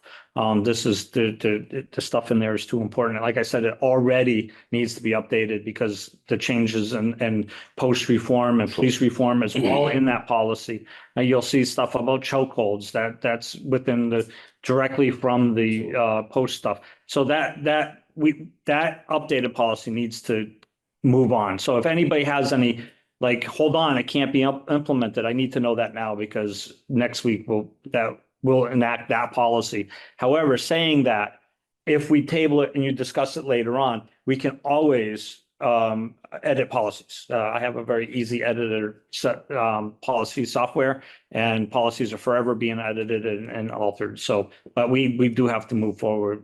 And same with you, Mayor, if you have any concerns. But we do have to, that's an important policy to get going. Can I ask a question? Is it in the charter privy that this commission okays policies and procedures before they're implemented?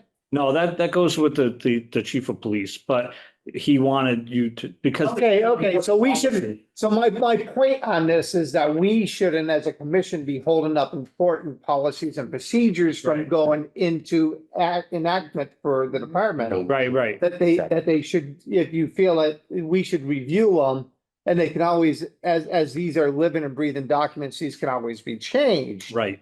So I don't see us holding this up. But I think it should be enacted, we shouldn't be holding the important documents and policy procedures up. You're not. I may have misspoke. The chief wanted to have you be able to review it and have Okay. the ability to have, some say before it got enacted. Yeah. But I again, could probably jump in right here for you, Bill. Thank you. Under my contract in the charter is I'm in charge of the police department, the policy and procedures. I have a responsibility. Robin. I was just saying No, that I we have shouldn't a be holding this up. responsibility though to bring it to the mayor, not necessarily the commission. So under major changes for a creation of a new policy, we'll say, I need to bring that to the mayor and say, do you agree with this? And if the mayor doesn't agree with it, then we go back and forth. But as far as the policies and the running of the police department, it is my responsibility. But it's also my responsibility to report to the Public Safety Commission that we are doing this to give you the ability to look at it and put your input back to me, as if I shouldn't, I should, maybe we change this, maybe we do this in the best interest of the community. So I appreciate what you're saying, Commissioner, 100%. None of it should be held up, but it certainly should be presented so there's no secrets. It certainly should be presented so that we all have the ability to fine tune something. That's the way the charter is written. Okay, I'm sorry if I offended you. I just didn't. Oh, no, you didn't. No, I you didn't mean it like you that. didn't offend me at all. I I'm in didn't the mean it car, like so- that, chief. I just thought that I had missed something because that's how I started. I said, have I Oh, missed no, something? not at all. I'm in the car, so I'm just, Right, so I I'm think, listening. I think the point was So, very, the I think point was we're very well agreeing. taken. Sorry, chief. The point No, was very well I think taken. we're agreeing. Yeah, I appreciate that comment. So I think, in the future, if we're asked to look at policies, you're right. The charter doesn't have us approving or disapproving policies, but I think it's a courtesy that they want us to look at them. So we're going to leave it at that. I get, All right? I got Yeah, that part. okay, I was all just right. thought Yeah. I had missed something. No. I think the point you brought up is very good. Yeah. Okay, I just thought I missed something in the purview of the. No, you brought a very good point. You brought a very good point up. So I appreciate that. So I think we can leave it where it is. If a commissioner has future questions, I know your door is open. I know the chief's door is open. We can ask the question and I'm sure we'll get the answer. So I think we're in agreement with that. Yeah, okay. All right. So I'm going to ask for a motion to end the meeting. So move. Second. Everyone say aye? Aye. Aye. Thank you, everyone.